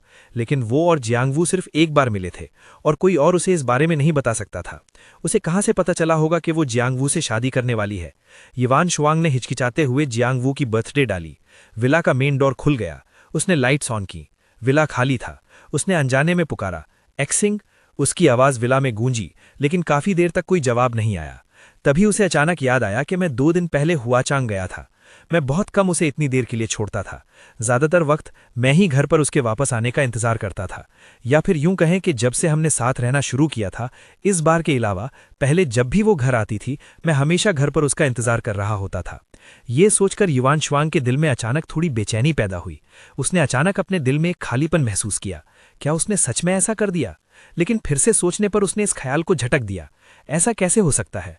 गुइंग मुझसे इतना प्यार करता है, शायद सिर्फ इस वजह से कि मैंने गुज़श्ता कुछ दिनों में उसके साथ कम वक्त गुजारा है, कि वो ओवर थिंकिंग कर रहा है और गलती से मेरे और जियांग वुबाई के रिलेशनशिप का अंदाज़ा लगा लिया है। लेकिन वक्त आने पर वो ज़रूर मेरे पास वापस आएगा, बस उसे थोड़ा कोक्स करना पड़ेगा। ये सोचते हुए उसने अपना माथा मला और लिविंग रूम की तरफ चल दी। लगता है उसे बाद में फ़ोन करके पूछना पड़ेगा कि वो कब वापस आ रहा है और उससे बात करनी होगी। लेकिन जब वो लिविंग रूम में पहुंची, इससे पहले कि वो कॉल कर पाती, उसकी नज़र लिविंग रूम की टेबल पर रखे पेपर्स के ढेर पर पड़ी। युवान शुआंग रुकी नहीं, बल्कि उसकी तरफ तेजी से बढ़ी। बहुत जल्दी वो सोफा पर बैठ गई और उसने पेपर्स का ढेर उठा लिया। बिना ये जाने कि ये क्या है, उसके दिल में एक हल्की सी उम्मीद थी। एक्सिंग की तरफ से कुछ। क्या उसने ये मेरे देखने के लिए छोड़ा है? मैंने कहा था ना, वो बस नाराज है। वो सच में मुझे छोड़कर कैसे जा सकता है? उसके लबों पर एक हल्की सी मुस्कुराहट आई, लेकिन बहुत जल्दी जैसे ही उसने पेपर पर लिखा हुआ देखा, उसकी मुस्कुराहट जम गई। सबसे ऊपर वाले पेपर पर एक लाइन की हैंडराइटिंग के अलावा और कुछ नहीं था। युवान शुआंग ने एक ही नज़र में पहचान लिया कि ये मेरी हैंडराइटिंग है, जो पेज पर साफ दिख रही थी। अगर आप गौर से देखें कि क्या लिखा है, तो आपको ये सिर्फ खूबसूरत लगेगी, लेकिन ये वही हैंडराइटिंग थी जिसके लिखे हुए अल्फाज एक स्लेज हैमर की तरह थे, जिसने उसके दिल पर गहरी चोट मारी। युवान शुआंग, हैप्पी वेडिंग, हमारा खत्म हो गया है। उसे लगा जैसे उसके कान बज रहे हैं। उसका दिमाग सुन्न हो गया। उसे काफी बार गौर से देखना पड़ा ताकि आखिरकार ये कंफर्म कर सके कि उससे कोई गलती नहीं हुई। उसने वाकई लिखा था, हैप्पी वेडिंग, हमारा खत्म हो गया है। वो अब मुझे नहीं चाहता। वो जरूर मजाक कर रहा होगा। वो मुझे कैसे नहीं चाह सकता? उसका हाथ अनजाने में वो पेज पलटा और उसे फाड़कर एक बॉल बनाकर दूर फेंक दिया। इस हरकत की वजह से दूसरे पेज का कंटेंट सामने आ गया। ये चैट हिस्ट्री के स्क्रीनशॉट का प्रिंटआउट था, जो उस दिन से रिकॉर्ड किया गया था जब वो फ्रेंड्स बने थे। मैंने कोई कॉन्टैक्ट नेम सेव नहीं किया था, इसलिए युवान शुआंग सिर्फ उस पर्सन की प्रोफाइल पिक्चर और निक नेम देख सकती थी। उसे ये बहुत जाना पहचाना लगा, क्योंकि वो भी उस पर्सन की फ्रेंड थी। वो जियांग वुबाई था। पहला मैसेज जियांग वुबाई की तरफ से आधा महीने पहले भेजा गया था। उसने एक के बाद एक पेज पलटा। उसका दिल गहरी खाई में डूबता जा रहा था। मैंने सुना है कि तुम वो गिगो हो जिसे वांग ने साइड पर रखा है। मैं अपना इंट्रोडक्शन करवा देता हूँ। मेरा नाम जियांग वू है। मैं उसका फियांसे हूँ। मैं तुम्हें मशवरा देता हूँ कि स्मार्ट बनो और अभी चले जाओ, वरना जब मेरी और यान शुआंग की शादी होगी, तो तुम्हारे लिए विला से निकाला जाना बहुत एम्बैरेसिंग होगा। जब तक मैं एक लफ्ज़ कहूं, वांग मेरे पास ही आएगी। हम कल फैमिली से मिल रहे हैं। एक बार हमारी सच में शादी हो गई तो तुम हो क्या, एक जिगलो जिसे पब्लिक में नहीं देखा जा सकता। तो क्या हुआ अगर वो तुमसे प्यार करती है? उसने अभी मुझे किस किया। मुझे बताओ, तुम्हें क्या लगता है हम कितनी देर में साथ सोएंगे? बीच बीच में कभी कभार कुछ फोटोज या वीडियो क्लिप थी। उनकी वेडिंग ड्रेसेस ट्राई करने की फोटोज थी, साथ में डायमंड रिंग चूज करने की फोटोज थी, और साथ में वेडिंग वेन्यू चूज करने की फोटोज थी। जहां तक उस वीडियो की बात है, उसने उसे खोला था, एक स्क्रीनशॉट लिया था, पूरी वीडियो का सबसे रिप्रेजेंटेटिव फ्रेम, और वही फ्रेम जो जियांग वबाय उसे सबसे ज्यादा दिखाना चाहता था। वो दोनों पेरेंट्स और भाइयों के ग्रुप के सामने वो और जियांग वबाय पैशनेट किस कर रहे थे। उसके दिमाग की टनी हुई तार अचानक टूट गई। उसके दिल में एक ना कही जाने वाली पैनिक उठी। उसका चेहरा कुछ शेड्स पीला पड़ गया, लेकिन उसके मुंह से यही निकलता रहा, फ्री वर्ड्स। मुझे इस पर यकीन नहीं है। वो खड़ी हुई और ऊपर बेडरूम की तरफ भागी, लेकिन उसके पांव बेकाबू हद तक कमजोर महसूस हो रहे थे। जब वो ऊपर जा रही थी, उसने लापरवाही से एक सीढ़ी मिस कर दी और एक जोरदार थड़ के साथ उसका पूरा जिस्म सीढ़ियों से नीचे गिर गया। तेज दर्द ने उसे थोड़ा होश में लाया। उसने अपने दांत पीसे, हैंडरेल को पकड़ा और खड़ी हो गई। उसने खुद को फिर से ऊपर घसीटा, इस बार शायद इसलिए क्योंकि वो थोड़ा आहिस्ता चली थी, कोई और एक्सीडेंट नहीं हुआ। वो कामयाबी से बेडरूम में वापस पहुंच गई। एक ही नज़र में उसने देखा कि कमरे में सिर्फ उसकी चीज़ें बची थीं। मुझसे रिलेटेड सारी आइटम्स बिना किसी निशान के गायब हो चुकी थीं, यहां तक कि बेडसाइड टेबल्स पर उनकी साथ वाली तस्वीर का फोटो फ्रेम भी। उसके अंदर की फोटो अब गायब हो चुकी थी। अपनी असली जगह पर सिर्फ खाली फ्रेम रह गया था। यान शुआंग को कुछ एहसास हुआ और उसकी आंखों में फिर से पैनिक की झलक आई। उसने वार्डरोब खोली और फिर ड्रॉर्स खोले। उसकी चीजें निकालने के बाद वो जगह खाली हो गई। बेडरूम, बाथरूम, स्टडी, उसने विला में हर वो जगह ढूंढी जहां उनसे रिलेटेड चीजें हो सकती थीं, लेकिन उसे अब उससे रिलेटेड एक भी आइटम नहीं मिली। पुराना वक्त याद करते हुए जब मैंने अचानक कहा था मैं डीप क्लीन करना चाहता हूं और फिर हमारी सारी कपल आइटम्स फेंक दी थीं, इस लम्हे उसे आखिर समझ आ गया कि उसने तब ऐसा क्यों किया था। वो सच में इतना हार्टलेस था। उसने उसके लिए एक भी मेमोरी नहीं छोड़ी थी। उसके दिल की बेचैनी सच होने वाली थी, लेकिन उसे अब भी यकीन नहीं आ रहा था। वो 5 साल से डेटिंग कर रहे थे। वो जाहिर तौर पर उससे इतना प्यार करता था। वो इतना क्रूअल कैसे हो सकता था कि उसे ऐसे अबैंडन कर दे? उसे अपनी आंखों पर यकीन नहीं आ रहा था। उसके दिमाग में बस एक ही ख्याल बचा था कि उसे ढूंढे और उससे साफ साफ पूछे। उसे ये भी नहीं पता था कि वो कर क्या रही है। जब उसे होश आया, वो लिविंग रूम में वापस थी और फोन पर पहले ही डायल टोन बज रही थी। वो काफी देर तक बजता रहा और दूसरी तरफ से आखिरकार उठा लिया गया, शायद क्योंकि देर हो चुकी थी। ऐसा लग रहा था जैसे वो अपनी नींद से जगा हो और उसने बिना देखे फोन उठाया कि कौन कॉल कर रहा है। उसकी आवाज में अब भी थोड़ी नींद थी। हेलो, कौन है? शिन्ही, मैं हूं, वो कुछ मुश्किल से बोली, डरती हुई कि कहीं वो हैंगअप ना कर दे, ये सोचकर कि ये कोई न्यूसेंस कॉल है। तुम कहाँ हो? मैं तुमसे मिलना चाहती हूँ। और हमारी साथ वाली फोटोज कहाँ हैं? जिस पल वो बोली, मेरी कॉन्शियसनेस पूरी तरह जाग गई। मैंने अपना फोन उठाया और जब मैंने स्क्रीन पर साफ तौर पर 2 वर्ड्स देखे, मैंने एक गहरी सांस ली, मिसकैलकुलेटेड। मैं साइलेंट रहते हुए उसका नंबर ब्लॉक करना भूल गया। दूसरी तरफ से यान शुआंग ने मुसलसल कई बार मेरा नाम पुकारा, जिससे मेरे दिल में डिस्गस्ट की एक लहर उठी। मिस यी, आपकी शादी होने वाली है, आपको एक जरूरी डिस्टेंस मेंटेन करनी चाहिए। वो फोटोज, मुझे लगता है कि जब मिस्टर जियांग विला में मूव करेंगे तो वो इन चीज़ों को देखकर खुश नहीं होंगे, इसलिए मैंने वो सब जला दी हैं। जहां तक मिलने की बात है, मुझे लगता है ये और भी अननेसेसरी है। आप किसी और से शादी करने वाली हैं, आप मुझ जैसे एक्स बॉयफ्रेंड से क्यों मिलेंगी? ये सुनकर कि हमारी साथ वाली सारी फोटोज जला दी गई हैं, यान शुआंग को ऐसा महसूस हुआ जैसे उसके दिल से खून बह रहा हो। लेकिन जिस चीज ने उसे ज्यादा दुख दिया वो थी सख्त रिजेक्शन। शिंघी, मैं ब्रेकअप से राजी नहीं हूं। मेरे और जियांग वबाई के बीच जो है वो तुम क्या सोचते हो? वो शख्स जिससे मैं सच में मोहब्बत करती हूँ सिर्फ तुम हो। तुम मुझे इस तरह कैसे छोड़ सकते हो? उसके जुमले के खत्म होने तक मैं उसकी आवाज में एक सिसकी सुन सकता था। इसने मुझे एक लम्हे के लिए साइलेंट कर दिया। मैंने उसे मुश्किल से ही कभी रोते देखा था। डेटिंग के 5 सालों में इस बार को छोड़कर मैंने उसे सिर्फ एक बार रोते देखा था। ये तब था जब हम दोनों का साथ कार एक्सीडेंट हुआ था। वो जाहिरी तौर पर ज्यादा सीरियसली इंजर्ड हुई थी, मगर जब वो जगी और मेरे जिस्म पर अनअवॉइडेबल वुंड्स देखे, वो फिर भी बेइंतहा रोने लगी। बिजनेस वर्ल्ड में उसके डिसाइसिव डिमीनर का कोई निशान तक नहीं दिख रहा था। अगर यही फैमिली का कोई बिजनेस पार्टनर वहां से गुजरता और उसे इस हाल में देखता तो शायद उनका जॉ अस्टॉनिशमेंट में गिर जाता। ये दूसरी बार है। मैंने पहले कभी युएन वांग की मेरे लिए मोहब्बत से इनकार नहीं किया, लेकिन क्योंकि मैंने देखा था कि युएन वांग मुझसे कैसे मोहब्बत करती थी, इसलिए बाद में जब उसने फैमिली प्रेशर का बहाना बनाकर मैरिज अलायंस के लिए जियांग वू से हाँ की, तो मैं सेंसिटिवली परसीव कर सकता था कि उसका दिल भटकने लगा है। शायद वो अब भी मुझसे बहुत मोहब्बत करती थी, लेकिन वो शख्स जिससे वो मोहब्बत करती थी वो सिर्फ मैं नहीं था। इसलिए उसके कंसिडरेशन के बाद मैं पहला शख्स होता जिसे अबैंडन किया जाता, चाहे वो सीक्रेटली मुझे लवर बनाकर रखने का उसका अपना डिसीजन हो या बाद में कार एक्सीडेंट के दौरान जब उसने सबकॉन्शियसली पहले वू को बचाया, उसकी पहली चॉइस बहुत पहले ही मैं नहीं रहा था। तो इस लम्हे उसकी सॉब सुनकर भी, उसका ग्रीफ सुनकर भी मेरे दिल में कोई रिपल महसूस नहीं हुई। यानश्वांग, तुम और मैं बस ब्रेकअप कर रहे हैं। ब्रेकअप के लिए म्यूचुअल कंसेंट की जरूरत नहीं होती। इसके अलावा अगर हम अबैंडनमेंट की बात कर रहे हैं, तो क्या तुमने पहले हमारे रिलेशनशिप को नहीं छोड़ा था और अब तुम कह रही हो कि मैं तुम्हें अबैंडन कर रहा हूं? फर्दरमोर, क्योंकि हम इस टॉपिक पर हैं, मैं उम्मीद करता हूं कि तुम समझ गई हो कि हमारा पहले ही ब्रेकअप हो चुका है। फ्यूचर में मैं उम्मीद करता हूं कि तुम मेरी लाइफ को मजीद डिस्टर्ब नहीं करोगी। मेरे हर एक लफ्ज के साथ यानश्वैंग्स का दिल थोड़ा और दुख रहा था। उसके होंठ कांप रहे थे, उसकी आंखें सौरों से भर गई थीं। जिंगी, उसने अभी मेरा नाम पुकारा था। जब फोन से डिस्कनेक्टेड कॉल की बीप बीप की आवाज आई, वो फ्रीज हो गई। वो वापस कॉल करने ही वाली थी, मगर पता चला कि अब कॉल नहीं लग सकती, उसे ब्लॉक कर दिया गया था।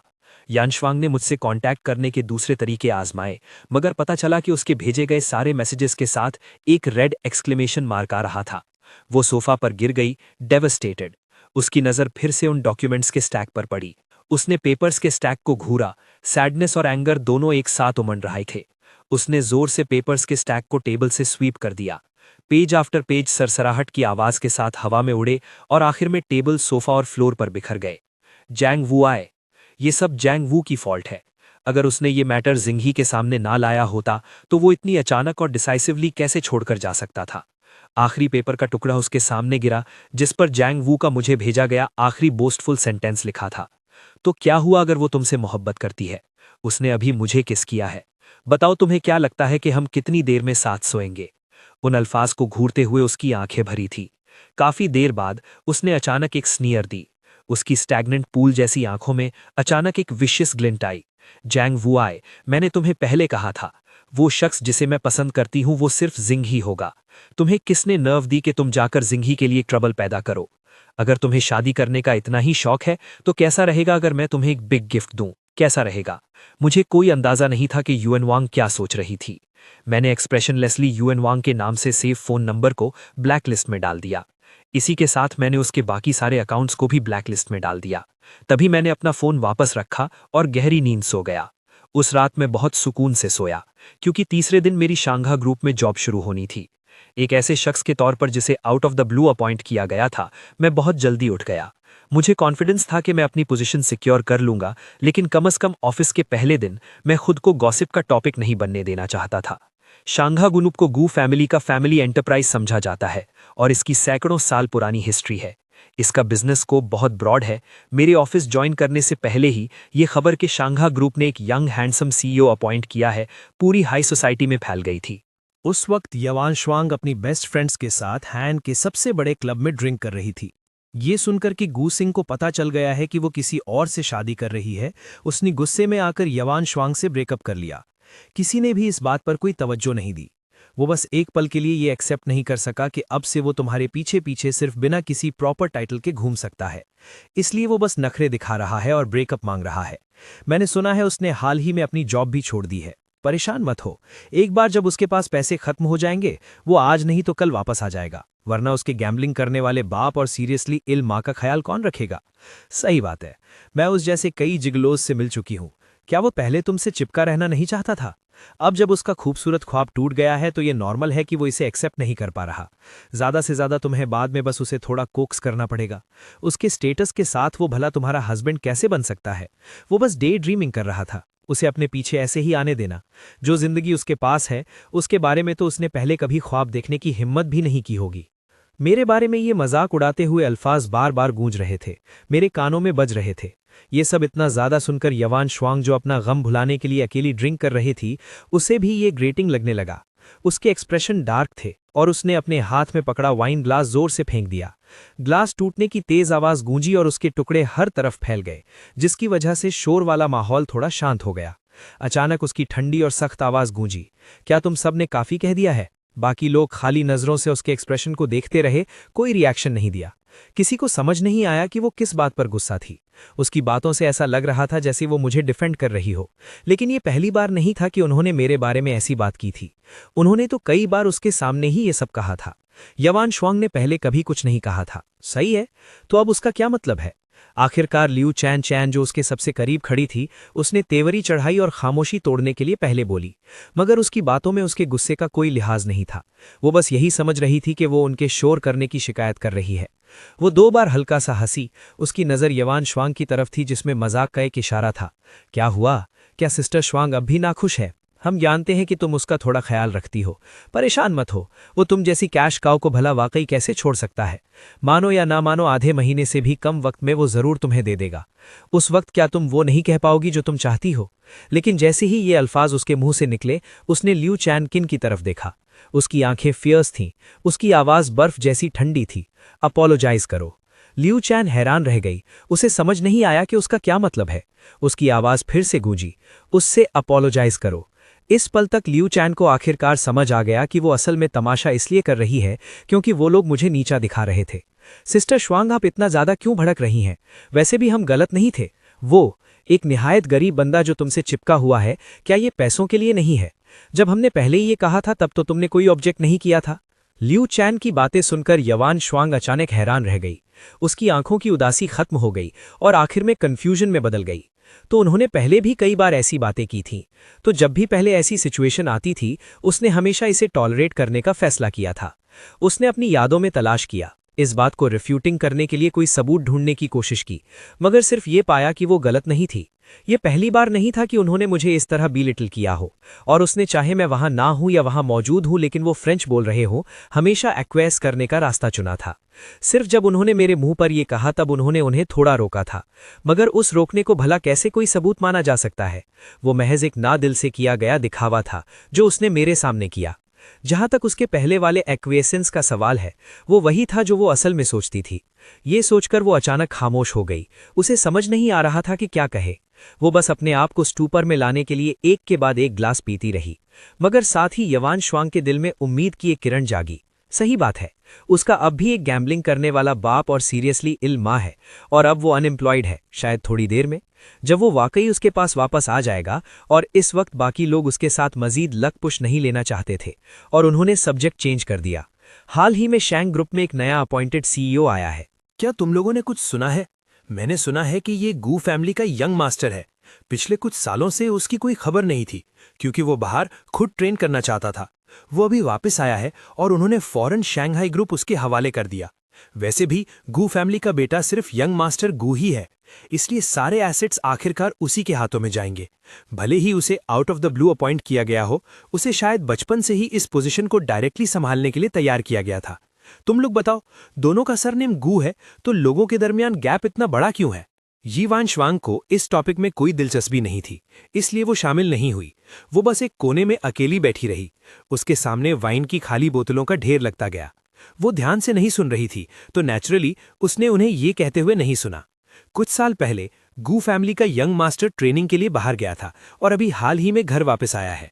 इसलिए उसने ये नहीं सोचा कि शायद वो बातें जो मैंने उसके लिए छोड़े हुए नोट पर लिखी थीं, पार्टी खत्म होने तक वो सब सच थीं। रात काफी हो चुकी थी। यीवान श्वांग ने बहुत ज्यादा वाइन पी ली थी और उसके कदम अनस्टेडी हो गए थे। लियू छिनचिन और बाकियों ने उसकी अनस्टेबल स्टेट देखी और उन्हें उसे अकेला घर भेजने में सुकून नहीं मिला। वो सिर्फ जियांग वू को कॉल कर सकते थे। जब तक वो वहां पहुंचा, यीवान श्वांग के पास सिर्फ लियू छिनचिन बची थी। उसे आता देख उसने जल्दी से यीवान श्वांग को उसके हवाले कर दिया। ब्रदर इन लॉ, मैं सिस्टर श्वांग आपके हवाले करती हूँ। आपको सिस्टर श्वांग को हिफाजत से घर ले जाना होगा। ये कहते हुए उसने उसे एक मीनिंगफुल ग्लांस भी दिया। उसने अपनी कार कीज ली और सीधा प्राइवेट रूम से बाहर चली गई, सिर्फ यीवान श्वांग को छोड़कर जो अनकॉन्शियसनेस की हद तक ड्रंक थी। और जियांग वू वो उसे ई फैमिली विला नहीं ले गया, बल्कि सीधा अपने विला ले गया। बड़ी मुश्किल से कमरे में पहुंचने के बाद उसने उसे नरम बेड पर लिटा दिया। उसने थॉटफुली उसका चेहरा साफ किया और आखिरकार ध्यान से उसके बराबर में लेट गया। श्वांग, वैसे भी हमारी जल्द शादी होने वाली है, ये बस थोड़ा पहले हो गया। उसके बराबर बैठी औरत ने ये जाने बगैर कि क्या उसने उसकी बात सुनी थी, उसे एम्ब्रेस में भर लिया। उसका सर उसके कंधे और गर्दन में छुपा था। उसकी गर्म सांसें उसकी गर्दन पर गिर रही थीं, जिससे उसका जिस्म अनकंट्रोलेबली ट्रेम्बल करने लगा। कमरे का टेम्परेचर इस एम्बिगुअस एटमॉस्फेयर के साथ बढ़ता हुआ महसूस हो रहा था। लेकिन अगले ही सेकंड जो नाम उसने पुकारा, उसने उसके दिल को, जो सीने से बाहर निकलने वाला था, फौरन अपनी जगह वापस भेज दिया। गू शिंगहाय।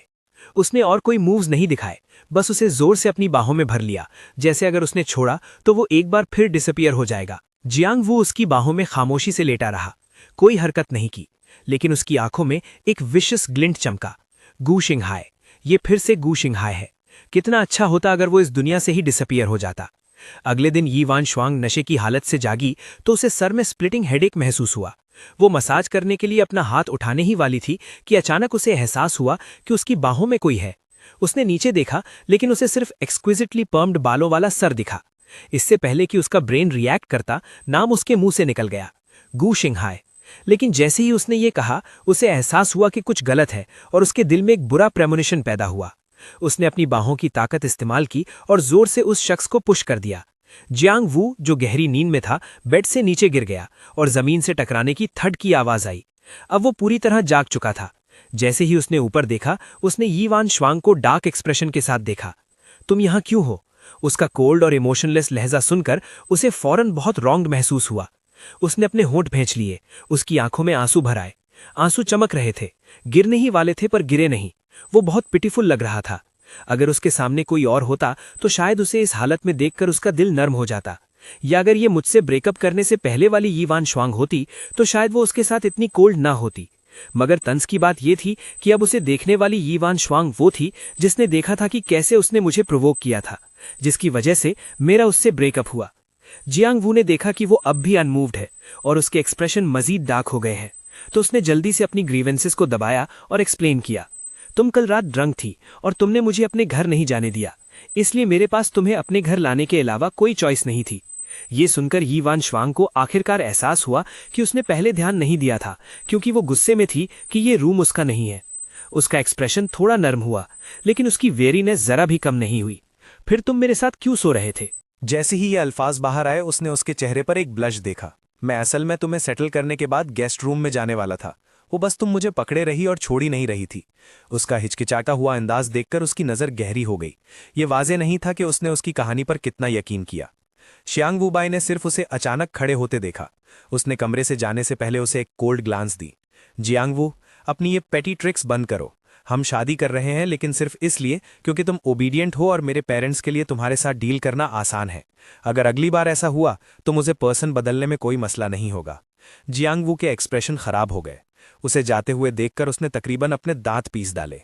जू चैंग, गू रेजिडेंस। मैंने अपने फोन पर एक और अननोन नंबर से कॉल आते देखा और पहली बार महसूस किया कि यी वैनुआंग एक डॉग स्किन प्लास्टर की तरह थी जिसे हटाया नहीं जा सकता था। निहायत ही अनोइंग। मैंने उसे कुछ देर पहले ब्लॉक कर दिया था और उसके बाद कुछ वक्त तक खामोशी रही। पता नहीं उसे क्या हो गया है। मैं एक नंबर ब्लॉक करता हूं और वो बस दूसरा बदल लेती है मुझे कॉल करने के लिए। कॉल काटने और इस नंबर को दोबारा ब्लॉक करने के बाद मुसलसल आने वाली कॉल्स आखिरकार रुक गईं। मैंने सुकून का सांस लिया, अपना फ़ोन साइलेंट किया और उसे टेबल पर उल्टा रख दिया। आखिरकार मेरे पास अपने सामने पड़े डॉक्यूमेंट को गौर से देखने का वक्त था।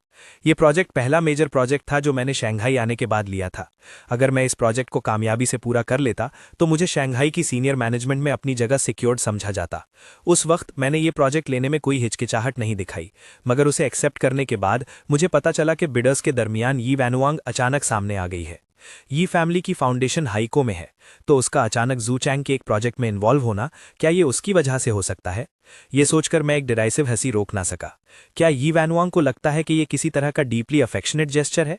एक तरफ वो एक आदमी के साथ वेडिंग की तैयारी कर रही है, दूसरी तरफ वो खत्म ना होने वाली हद तक दूसरे आदमी के साथ एंटैंगल्ड है। दोनों तरफ इतनी बेशर्मी से खेल रही है और फिर भी मुझसे कहने की हिम्मत रखती है कि वो और जियांग वूबाई वो नहीं है जो मैं सोचता हूं।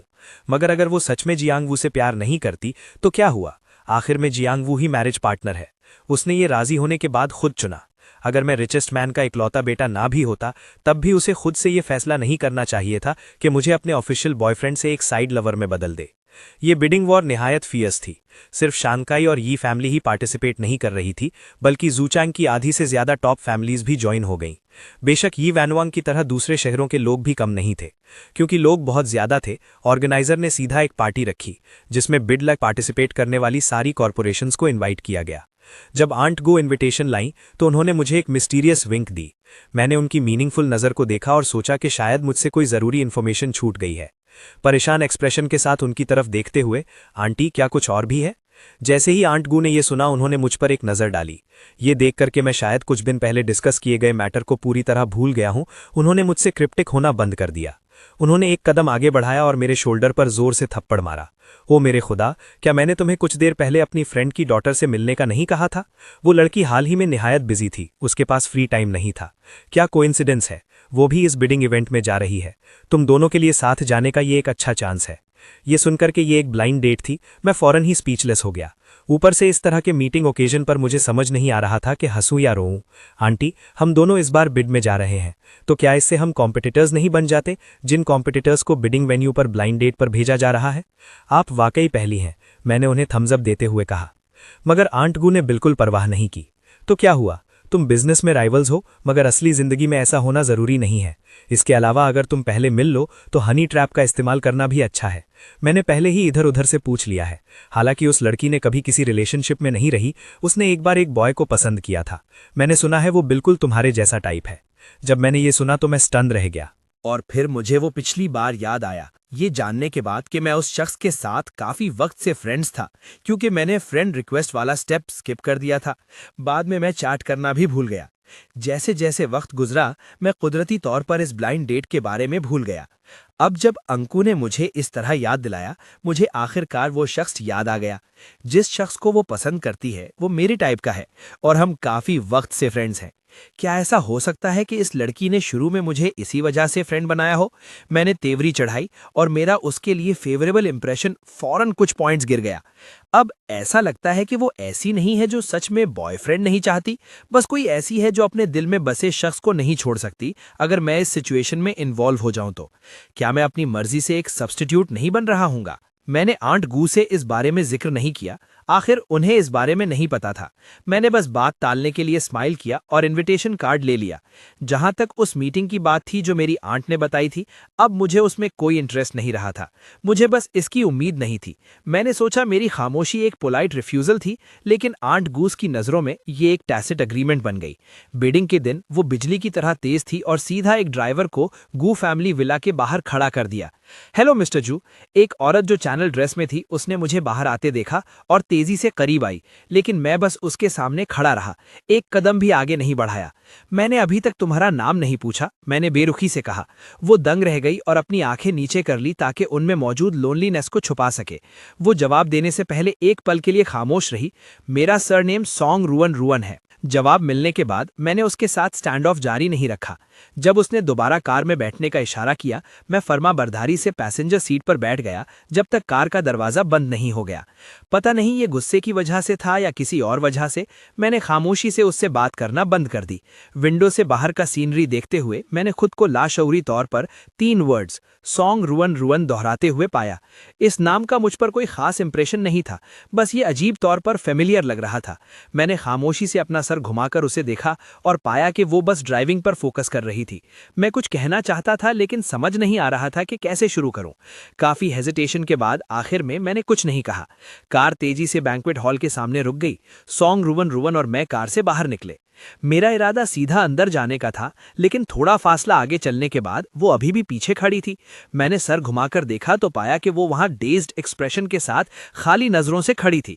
क्या हुआ? मैंने हैरत से पूछा। उसने अपने होंठ भींच लिए और सीधा मुझे देखा। दूसरे लोग और उनके डेट्स सब एक दूसरे के आमे नाम अंदर जा रहे थे। पता नहीं क्यों, अगरचे सॉन्ग रुवन रुवन के चेहरे पर कोई रिपल नहीं थी, लेकिन मैं उसके चेहरे पर दुख का एक असर महसूस कर सकता था। मैंने हल्के से अपना गला साफ किया और थोड़ा थोड़ा हिचकिचाते हुए उसके पास गया ताकि मैं उसके साथ आर्म्स लिंक कर सकूं। साथ में हम बैंक्वेट हॉल की तरफ बढ़े। जैसे ही हम दरवाजे के करीब पहुंचे, मैं खुद को पूछने से न रोक सका, क्या हम पहले एक दूसरे को जानते थे? जिस लम्हे उसमें मेरा सवाल सुना, सॉन्ग रुवन रुवन की आंखों में डिसअपॉइंटमेंट की एक झलक गुजरी। इसे सच में मेरे बारे में कुछ याद नहीं है। जैसे ही मैंने सोचा कि वो इस सवाल का जवाब नहीं देगी, उसने एक गहरी सांस ली और खामोशी तोड़ दी। हम हाई स्कूल क्लासमेट्स थे, बस मैं हमेशा वो थी जो कोने में बैठी रहती थी। वो अकेली और खामोश थी, हमेशा क्लास में सबसे आसानी से ओवरलुक होने वाली शख्स। यहाँ तक कि उसके पेरेंट्स द सॉन्ग्स पूरा साल काम में बिजी रहते थे और तब उनके पास उसकी केयर करने का वक्त नहीं था। क्योंकि सॉन्ग रुवन रुवन हर दिन अपनी ही दुनिया में खोई रहती थी, वो बात करने आने वाले क्लासमेट्स को बेरुखी से रिएक्ट करती थी। इसलिए अगरचे वो किसी भी तरह प्लेन लुकिंग नहीं थी, ज्यादा लोगों को वो याद नहीं थी, बिल्कुल मेरी तरह जो अब उसके साथ था। वो मुझे काफी लंबे वक्त से पसंद करती थी, तब से जब मैंने पहली बार उससे बात की थी। उन दूसरों के बरक्स जो बस एक प्रिफंक्टा ग्रीटिंग देते थे और फिर कभी उससे कॉन्टैक्ट नहीं करते थे। और मैं उस वक्त उसकी खामोशी की वजह से उसे इग्नोर नहीं करता था। मसला जो भी हो, जो कुछ भी हो रहा हो, मैं संजीदगी से सब क्लासमेट्स के ओपिनियंस पूछता था, उसे समेत। मैं वो शख्स बन गया जो उसकी जिंदगी में आया, वो जो उससे सबसे ज्यादा बात करता था, वो उसकी जिंदगी की अकेली लाइट भी बन गया। लेकिन बाद में उसने बेशुमार बार अपनी शर्म और खामोशी से नफरत की, जिसने उसे सिर्फ इतनी हिम्मत दी कि ग्रेजुएशन में ईयरबुक में मौजूद अकेली इन्फॉर्मेशन का इस्तेमाल करके मुझे फ्रेंड बनाए। लेकिन उसने एक बार भी मुझसे कॉन्वर्सेशन शुरू नहीं की, क्योंकि उसे लगता था कि उस जैसा ऑर्डिनरी पर्सन मेरे लायक नहीं है। यहाँ तक कि बाद में उसने साइकोलॉजिकल ट्रीटमेंट के दौरान अब्रॉड पढ़ाई की। पहली बार जब उसने मेरे बारे में पूछने की हिम्मत की तो उसे खबर मिली कि मेरी पहले से ही एक गर्लफ्रेंड है। उस वक्त उसने सोचा कि जब तक मैं खुश हूं, मैं उसकी जिंदगी में हमेशा के लिए एक पासर बाय बनकर ठीक रहेगी। उसने करीबन हार मान ली थी, लेकिन फिर उसने खबर सुनी कि मेरी अपनी गर्लफ्रेंड के साथ ब्रेकअप हो गया है। इसलिए वो वापस आ गई। इस लम्हे तक सॉन्ग रुवन रुवन से ये एक्सप्लेनेशन सुनने से पहले मुझे अपनी याददाश्त के किसी कोने में उससे जुड़ी टुकड़ों में बंटी यादें नहीं मिली थीं। मगर माजी की उस खामोश क्लासमेट के बारे में सोचना और फिर इस औरत को देखना जो अब पार्टी में हिस्सा ले रही है और इतनी नेचुरली कोऑपरेशन नेगोशिएट कर रही है, मुझे अब भी यकीन नहीं आ रहा। मैं जज्बाती होकर आह भरे बगैर ना रह सका। हमने एक दूसरे को कुछ सालों से नहीं देखा। तुम इतनी बदल गई हो, तुम और भी ब्यूटीफुल हो गई हो। मेरी आखिरी बात सुनकर वो अपने कानों के किनारों तक शर्मा गई। बैंक्वेट हॉल बहुत रौनक वाला था। बहुत से लोग बिडिंग में हिस्सा लेने आए थे। बैंक्वेट हॉल में हमारे दाखिल होने के थोड़ी देर बाद ही एक और मर्द और औरत अंदर आए। मैंने सिर्फ शोर सुना और रिफ्लेक्सिवली सर घुमाकर एंट्रेंस की तरफ देखा। मुझे उम्मीद नहीं थी कि मेरी नजरें सीधा न्यू कमर्स से टकरा जाएंगी। गू शिंग ही हैरान होने की एक साथ आई आवाज ने बैंक्वेट हॉल में मौजूद दूसरे लोगों की तवज्जो खींची। सबकी नजरें हॉल के एंट्रेंस की तरफ मुड़ गईं। जहां तक मेरी बात है, जिसे जबरदस्ती तवज्जो मिल रही थी, मैंने तेवरी चढ़ाई। आखिरकार यी फैमिली और जियांग फैमिली HC की टॉप फैमिलीज हैं, तो फिर यी वान श्वांग और जियांग वू भी हु चैंग की पार्टी में आकर ऐसा सीन क्यों क्रिएट कर रहे हैं? उनमें किसी बड़े खानदान जैसा एटिकेट और कंपोजर बिल्कुल नहीं है। उनके साथ उलझने के डर से मैंने अपने पीछे मौजूद उन दोनों पर कोई तवज्जो नहीं दी और उसके बजाय मुड़ते हुए सॉन्ग रुवन रुवन के हाथ में हाथ डाला और तेजी से हॉल के अंदर की तरफ बढ़ गया। ये वान श्वांग पहले तो हैरान थी कि मैं यहाँ क्यों दिखा। फिर उसने मुझे अपने बराबर वाली औरत के साथ हाथ में हाथ डाले सीधा आगे बढ़ते देखा। एक पल में गुस्से ने उसे पागल कर दिया और उसने अपने बराबर में खड़े जियांग वूबी को बिल्कुल इग्नोर कर दिया और तेजी से हमारे पीछे आई, जोर से सवाल करते हुए, गू शिंगी, ये कौन है? तुम इसके साथ क्यों हो? जब जियांग वूबी तेजी से पीछे आया तो उसने यी वान श्वांग का जलन से भरा सवाल सुना। जियांग वूबी ने कुछ नहीं कहा। उसकी नजरें हमारे जुड़े हुए हाथों के दरमियान घूम रही थीं। कुछ देर बाद उसका चेहरा मौकरी से भर गया। और क्या हो सकता है? तुमसे ब्रेकअप के बाद जरूर इसने किसी और का सहारा ले लिया होगा, वरना इसकी स्टेटस के साथ ये भला इस बिडिंग पार्टी में कैसे आ सकता है? वो पूरे यकीन से बोला, ये वान श्वांग के उतरे हुए चेहरे और आसपास के लोगों की अजीब नजरों से बिल्कुल बेखबर। गू फैमिली हु चैंग की सबसे अमीर फैमिली है। मैं सबसे अमीर आदमी का इकलौता बेटा हूं। क्या मुझे किसी पार्टी में आने के लिए किसी और का सहारा लेने की जरूरत है? पता नहीं ये दो अजनबी कहां से आ गए। अगर सबसे अमीर आदमी के बेटे को भी बिडिंग में हिस्सा लेने के लिए किसी और का सहारा चाहिए तो फिर यहां और कौन क्वालिफाइड होगा? लेकिन क्योंकि एक अच्छा शो देखने को मिल रहा था, इसलिए भीड़ में किसी ने उन्हें याद दिलाने की जहमत नहीं की। मैंने अभी तेवरी चढ़ाई ही थी कि मेरे बराबर मौजूद सॉन्ग रुवन रुवन का चेहरा ठंडा पड़ गया और उसने हाथ बढ़ाकर यी वान श्वांग की रिस्ट पकड़ ली। अगले ही सेकंड यी वान श्वांग को अपनी रिस्ट पर एक शदीद जोर महसूस हुआ। शायद सॉन्ग रुअन रुअन के अचानक इस मूव की उम्मीद नहीं थी, वो कॉट ऑफ गार्ड हो गई और दर्द से तकरीबन चिल्ला उठी। ये देखते हुए कि वो अब भी मेरा हाथ छोड़ने से इनकार कर रही थी, सॉन्ग रुअन रुअन की इमोशनलेस आवाज गूंजी, लेट गो। उस ठंडी आवाज ने यी वान शुआंग को थरथरा दिया। उसने अपने सामने मौजूद आदमी की तरफ देखा और उसके एक्सप्रेशन और भी खराब हो गए। इस लम्हे उसकी एम्बैरेसमेंट देखकर जियांग वूबी को थोड़ा दुख महसूस हुआ। उसने फौरन सॉन्ग रुअन रुअन की नाक की तरफ इशारा किया और उसे डांटा, क्या तुम जानती हो हम कौन हैं? तुम्हारी हिम्मत कैसे हुई हमारे साथ ऐसा सुलूक करने की?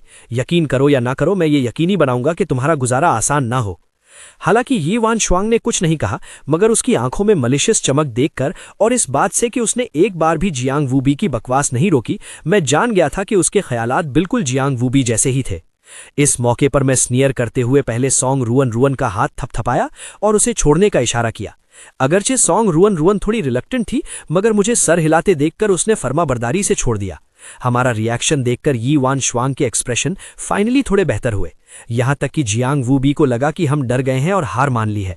उसने एक दिखावटी लुक अपनाया और बोलने ही वाला था कि अगले ही सेकंड मैंने अपना पहना हुआ ब्रोच उतारा और बिना हेजिटेशन के उसके हाथ में चुभो दिया। यी वान शुआंग को अब भी यकीन था कि मैं सच में ऐसा करने की हिम्मत नहीं करूंगा।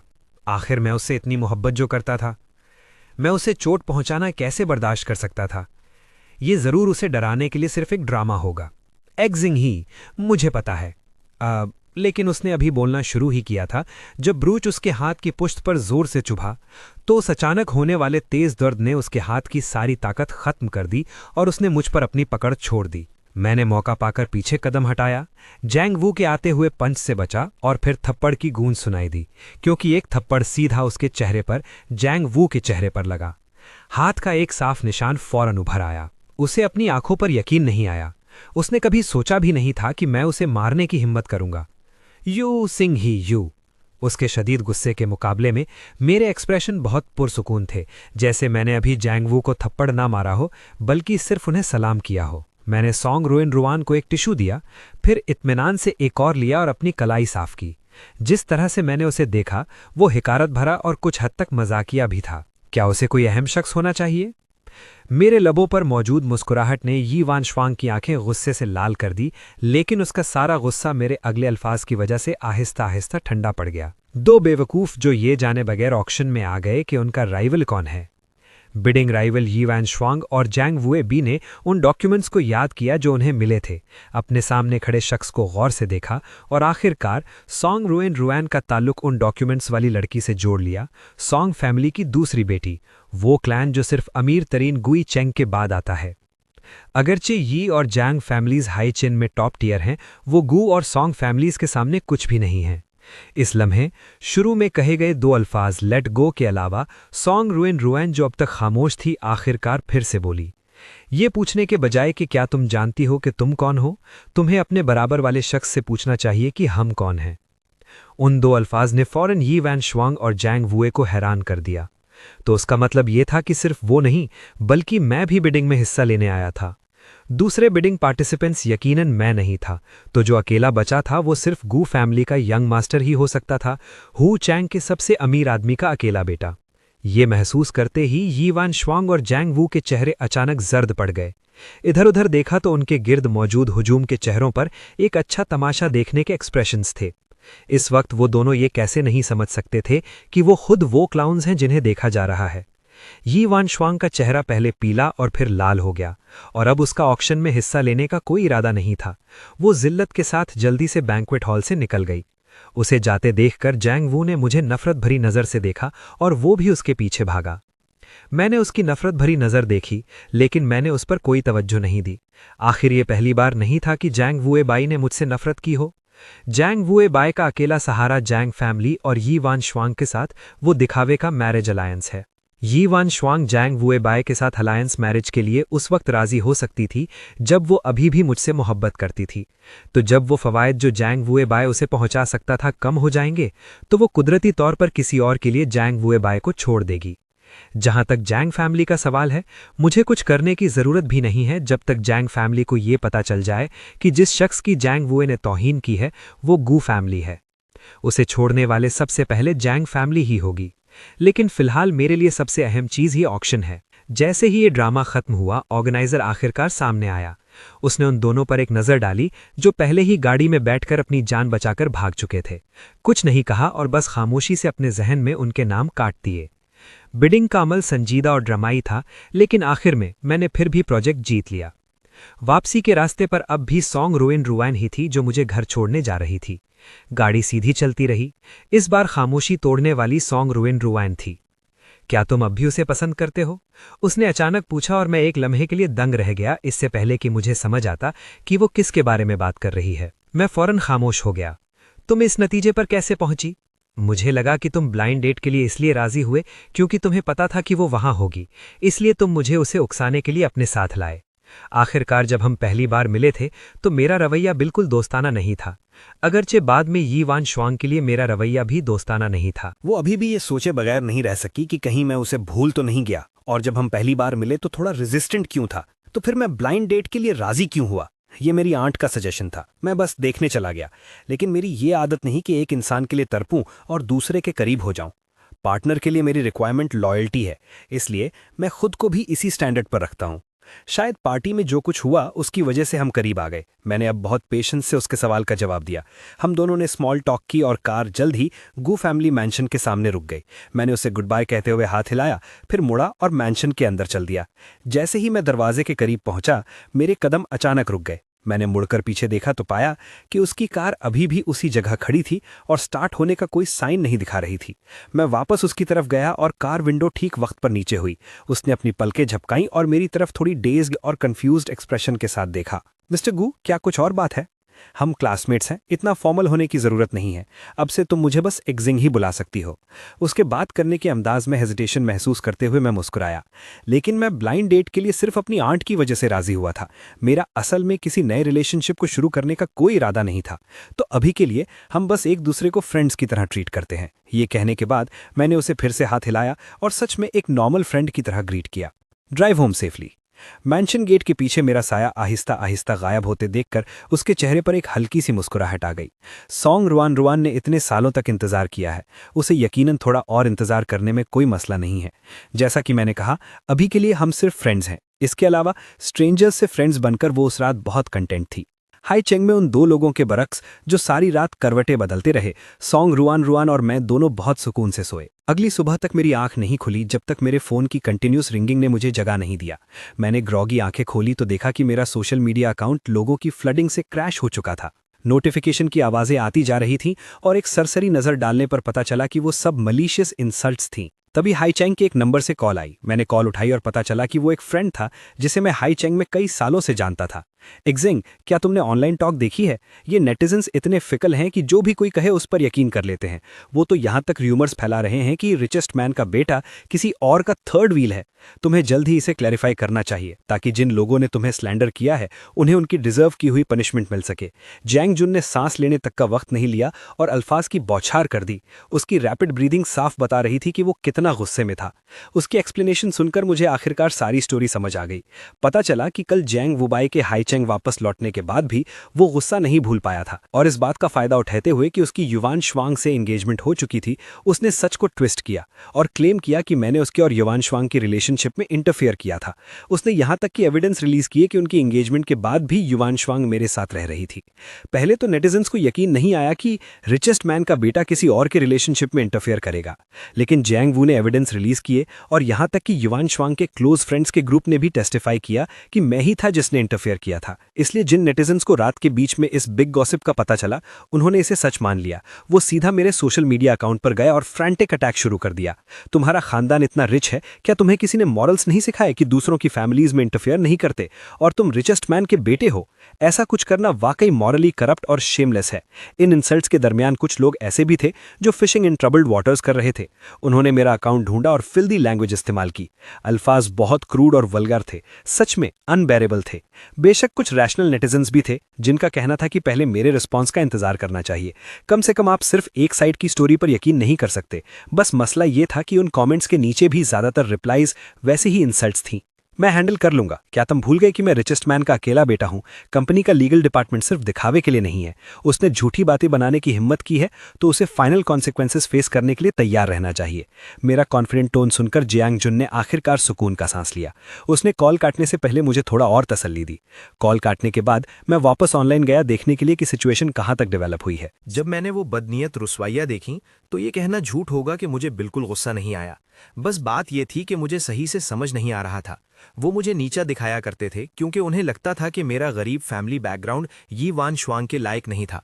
अब जब नेटिजन्स को भी मेरी आइडेंटिटी पता चल गई है कि मैं सबसे अमीर आदमी का बेटा हूं, तो उनकी ये हिम्मत कैसे हुई कि वो जियांग वू के साथ मिलकर मुझ पर तोहमत लगाएं। मेरे चेहरे पर सर्दी थी जब मैं ऑनलाइन कमेंट्स के स्क्रीनशॉट्स ले रहा था। तभी फोन दोबारा बजा। वो एक अननोन नंबर था। थोड़ी देर हिचकिचाहट के बाद मैंने फोन उठा लिया। जिंग हे, क्या तुम अब ठीक हो? ऑनलाइन बातों पर ध्यान मत देना। मुझे मालूम है तुमने वो सब नहीं किया और इस वजह से गुस्सा मत होना। मेरा यकीन है कि फादर और मदर गू ने पहले ही इसे हैंडल कर लिया है। अगर तुम्हें किसी भी चीज में मेरी मदद चाहिए तो बस मुझसे पूछ लेना। सॉन्ग रुआन रुआन की आवाज में नरमी और फिक्र सुनकर मैंने अपने दिल में दबी हुई फ्रस्ट्रेशन को खत्म होते महसूस किया। मैं हल्का सा हंस पड़ा और फिर कहा, ठीक है, मैं इतना कमजोर नहीं हूं। ये सिर्फ एक अफवाह है, मैं इसे खुद हैंडल कर सकता हूं। ये देख करके मैं अब भी अच्छे मूड में था। सॉन्ग रुआन रुआन का परेशान दिल आखिरकार सुकून में आ गया। वो फोन रखना नहीं चाहती थी, लेकिन उसे समझ नहीं आ रहा था कि इस वक्त वो मजीद क्या कह सकती है। लाइन के दोनों तरफ एक लंबी खामोशी छा गई। फोन स्क्रीन के जरिए उस तवील खामोशी में ऐसा लग रहा था कि हम एक दूसरे की हल्की सांसें भी सुन सकते हैं। आखिर में मैंने ही इस खामोशी को तोड़ने की पहल की। सॉन्ग रुआन रुआन, शुक्रिया। हालांकि मुझे उन बेबुनियाद अफवाहों से कोई फर्क नहीं पड़ेगा। तुम्हारी फिक्र के लिए शुक्रिया। मैंने खामोशी से आखिरी जुमला अपने दिल में कहा और फिर जल्दी से फोन रख दिया। दूसरी तरफ सॉन्ग रुआन रुआन ने डिस्कनेक्ट हुआ फोन पकड़ा हुआ था, बस ये महसूस करते हुए कि वक्त कितनी जल्दी गुजर गया। काश के वक्त हमेशा के लिए उसी लम्हे पर रुक जाता। बिल्कुल इसी तरह लाइन के दोनों सिरों पर दो लोग एक पुरसुकून दुनिया में खामोशी से एक दूसरे की सांसें सुन रहे थे। उसके लिए इतना ही काफी था। जब फादर और मदर गू ने पहली बार सुना कि मुझे साइबर बुली किया जा रहा है तो उन्हें इतना गुस्सा आया कि वो जोर जोर से कोसने लगे। वो तकरीबन खुद यी वान शुआंग और जियांग वू और उनके बदमाश दोस्तों के गैंग को ढूंढने निकल गए थे लड़ाई शुरू करने के लिए। एक हरामी और एक, उन्हें वाकई अपनी लिमिट्स का नहीं पता। मेरे बेटे पर तोहमत लगाने की हिम्मत, सच में एक नया पैदा हुआ बछड़ा शेर से नहीं डरता। हमारी गू फैमिली को उकसाने की हिम्मत। मदर गू ने फादर गू की बातें सुनकर सीधा अपनी आंखें घुमाई। कैसा नया पैदा हुआ बछड़ा? मेरी नज़र में वो बस एक जोड़ा है। मुझे फादर और मदर गू का गुस्सा ठंडा करने में बहुत मुश्किल हुई। उन्हें ऐसे देखकर मुझे समझ नहीं आ रहा था कि हंसूं या रोऊं। ठीक है मॉम, डैड, फिक्र ना करें, मैं उन्हें बिना वजह खुद पर हावी नहीं होने दूंगा। उन्होंने बातें बनाने की हिम्मत की है तो उन्हें कीमत चुकाने के लिए तैयार रहना चाहिए। Jiang family residence. Hi Chengeng. Yi Wan शुआंग का चेहरा उदास था जब उसने बुरी तरह रोते हुए जियांग वू को देखा। उसकी आंखों में सिर्फ नफरत बची थी। क्या मैंने तुमसे नहीं कहा था कि बेहतर होगा तुम अपनी इन छोटी चालाकियों से बाज आ जाओ? मैंने पहले सोचा था कि तुम अभी भी कुछ काम के हो और तुम्हें अपने पास रखने का प्लान किया था। तुम वाकई बहुत निगर हो। ली यू चान और दूसरों से सीधा राब्ता करना, जिंग हे पर तोहमत लगाने के लिए। लगता है मैं तुम्हारे साथ ज्यादा ही नरम रही हूं। उसने उसका चिन दबाया और उसे ऊपर देखने पर मजबूर किया। वो अपना सर हिलाता रहा लेकिन उसे उस पर तरस नहीं आया। यी वान शुआंग, वो साफ तौर पर सबसे अमीर आदमी का बेटा है, फिर भी उसने 5 साल तक तुमसे ये छुपाया, ये दावा करते हुए कि उसकी फैमिली गरीब थी। अब हमने उसे नाराज कर दिया है। क्या तुम्हें वाकई लगता है कि उसके दिल में अब भी तुम्हारे लिए जज्बात हैं? इससे पहले कि वो बाद में बदला ले, क्यों ना हम मिलकर गू फैमिली को पूरी तरह नीचा दिखा दें? उसकी बातें सुनकर यी वान शुआंग के हाथ की पकड़ आखिरकार थोड़ी ढीली हुई। सही बात है, वो साफ तौर पर सबसे अमीर आदमी का बेटा है, फिर भी उसने 5 साल तक उससे ये छुपाया। अगर उसे पहले पता होता कि वो सबसे अमीर आदमी का बेटा है तो उसे किसी और के साथ मैरिज अलायंस करने की जरूरत नहीं पड़ती। उसने उसकी बनाई हुई झूठी आइडेंटिटी को कभी कमतर नहीं समझा था और यहां तक कि उसे अपने साथ रखने के लिए भी तैयार थी। लेकिन उसका क्या? उसने इस मौके का फायदा उठाया उसे पूरी तरह छोड़ने के लिए, और यहां तक कि उसे इतना बड़ा नुकसान पहुंचाया। तो वो क्यों उसके नोबल स्टेटस की हिफाजत करे? बस उसे भी अपने साथ गिरने दे और फिर इंतजार करे जब तक उसके पास कोई रास्ता न बचे। क्या ये बेहतर नहीं होगा अगर वो वापस आए और उस पर रिलाई करना पड़े? आखिरकार जब वो गया था उसने उन दोनों से जुड़ी हर चीज फेंक दी या जला दी थी। सब जला दिया था। जब तक वो मजबूती से पकड़े रखेंगे और छोड़ेंगे नहीं, क्या उस पर थर्ड व्हील का ठप्पा नहीं लग जाएगा? ये वान शुआंग ने जियांग वू के चिन से अपनी पकड़ छोड़ दी और जब उसने उसे देखा तो आखिरकार उसकी आंखों में थोड़ी सी इत्मीनान की झलक थी। फिर तुम्हें मजीद मेहनत करनी होगी। तुम्हें उसे उसके अमीर तरीन के पोजीशन से पूरी तरह नीचे खींच लेना होगा। बोलने के बाद वो मजीद नहीं रुकी, बल्कि मुड़ी और जियांग वू का मैंशन छोड़कर चली गई। कार इंजन की गरज दूर होती गई और जियांग वू की आंखों में नफरत गहरी हो गई। जो उसने किया वो कोई जज्बाती काम नहीं था। इस बार हुआ सांग से वापस आने के बाद से, ये जानते हुए कि उसने बिड खराब कर दी थी और सबसे अमीर आदमी के बेटे को भी नाराज कर दिया था, जियांग फैमिली ने फैसलाकुन तरीके से जियांग वू को छोड़ दिया। वो असल में यी वान श्वांग के साथ शादी पर रिलाई करना चाहता था ताकि जियांग फैमिली में अपनी पोजीशन महफूज कर सके। लेकिन जैसे ही उसने इसका जिक्र किया, फादर और मदर जियांग ने उसके चेहरे पर थप्पड़ मार दिया। तुम अभी भी यी वान श्वांग से शादी का जिक्र करने की हिम्मत करते हो? वो आज ही वापस आई थी हमसे मिलने और एंगेजमेंट खत्म करने के लिए। तुम एक औरत को भी संभाल नहीं सकते। तुम खुद ही बताओ, आखिर तुम्हारा काम क्या है? तभी जांग वूबी को एहसास हुआ कि उसे सब ने अबैंडन कर दिया है। मगर क्यों गुग? तुम्हारी वजह से मुझे जियांग फैमिली ने अबैंडन कर दिया और युआन शुआंग ने मुझसे नफरत की। किस बुनियाद पर तुम अब भी अपनी ऊंची कुर्सी से मुझे हकीर समझते हो? उसने अपनी सारी रिजेंटमेंट मुझ पर निकाल दी। लियू चियन चियन और युआन शुआंग को साथ घसीटते हुए, एक गैम्बल खेलते हुए, एक आखिरी स्ट्रगल की उम्मीद में। वो सब नाइवली ये समझते थे कि जब तक वो मेरा और युआन शुआंग का पास्ट मिटा देंगे, तो अगर मैंने हमारी मोहब्बत के 5 साल के एविडेंस पेश भी किए तो वो पब्लिक ओपिनियन को गुमराह करने के लिए उससे भी पुराने एविडेंस फॉर्ज कर सकते थे। जब तक मैंने सीधा 2 सर्वेलेंस वीडियो क्लिप्स और वो चैट हिस्ट्री रिलीज नहीं कर दी जो जांग वुबाई ने उस वक्त मुझे प्रवोक करने के लिए भेजी थी। वीडियो 1 महीना पुरानी कॉन्वर्सेशन थी जब उन्होंने मेरे सामने ही किसी फॉरेन लैंग्वेज में बात की थी। अगरचे कैमरा में लोगों की आवाज़ें थोड़ी डिस्टॉर्टेड थी, मगर उनकी बातों का मतलब फिर भी बिल्कुल क्लियरली कन्वे हो रहा था। युआन शुआंग ने मेरी पीठ पीछे किसी और से एंगेजमेंट कर ली थी और यहां तक कि लव के नाम पर मुझे अपने पास एक लवर के तौर पर रखने का प्लान बनाया था। रेस्टरूम के बाहर जांग वुबाई का मुझसे कन्फ्रंट करने का एक और सर्विलेंस वीडियो था। वीडियो में तुम क्लियरली सुन सकते हो जब मैंने कहा कि मैं और युआन शुआंग 5 साल से डेटिंग कर रहे थे। तो अगर हम बात करें कि थर्ड व्हील कौन था, तो वो जांग वुबाई ही था। वो हेल्पलेसली गुस्सा होने के अलावा इस बात को रिफ्यूट नहीं कर सका। अगर मैं वाकई थर्ड व्हील होता तो जांग वुबाई की पर्सनैलिटी जैसी है, वो उसे उसी वक्त रिफ्यूट कर देता।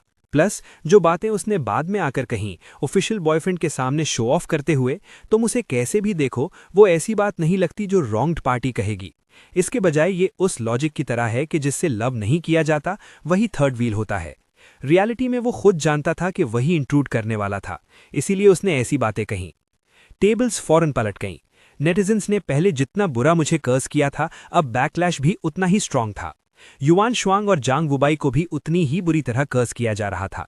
जब सेल्फ प्रोक्लेम्ड जस्टिस के मुहाफिज युआन शुआंग और जांग वुबाई के वेबो पर टूट पड़े उन्हें वाइल्डली कर्ज करने के लिए, मैंने सीधा उन नेटिजन्स पर लॉ सूट फाइल कर दिया जिन्होंने मुझे कमेंट्स में मुझे कर्ज किया था और बहुत से लाइक्स लिए थे। उनके साथ उन पर भी जिन्होंने मुझे स्लैंडर करने का मौका ढूंढा था, और साथ ही जांग वुबाई और युआन शुआंग के फ्रेंड्स ग्रुप पर भी। उन सब को सू कर दिया गया। मैंने खुद फॉलोअप नहीं किया कि आगे क्या हुआ, मगर शिंगजी के लीगल डिपार्टमेंट को इसे हैंडल करने की फुल अथॉरिटी दे दी। जब मैंने दोबारा अपने सोशल मीडिया अकाउंट पर लॉगिन किया तो कमेंट सेक्शन आखिरकार काफी क्लीन था। ओकेजनली जो चंद क्लाउन सामने आते उन्हें फौरन म्यूट कर दिया जाता। म्यूट पीरियड खत्म होने का इंतजार करने के बाद जैसे ही वो अपनी वाइल्ड टॉक जारी रखने वाले होते, उन्हें अपने इनबॉक्स में कोर्ट समन्स मिल जाता। इस बार वो आखिरकार पूरी तरह बिहेव करने लगे। जहां तक वेल इंटेंशनड और कंफर्टिंग कमेंट्स की बात थी, मैंने एक अलग वेबो पोस्ट डाला। आसमान का जाल वसी है, अगरचे इसका मैश बड़ा है, कुछ भी इससे बच नहीं सकता। सिर्फ गिल्टी कॉन्शियंस वाले ही र्यूमर से डरते हैं। जहां तक मेरी बात है, मैं सिर्फ अपने लेजिटिमेट राइट्स को प्रोटेक्ट करने के लिए लॉ का इस्तेमाल करता हूं। जांग वुबाई को पूरी तरह अबैंडन कर दिया गया था। मैंने बाद में होने वाले वाकयात पर ज्यादा ध्यान नहीं दिया।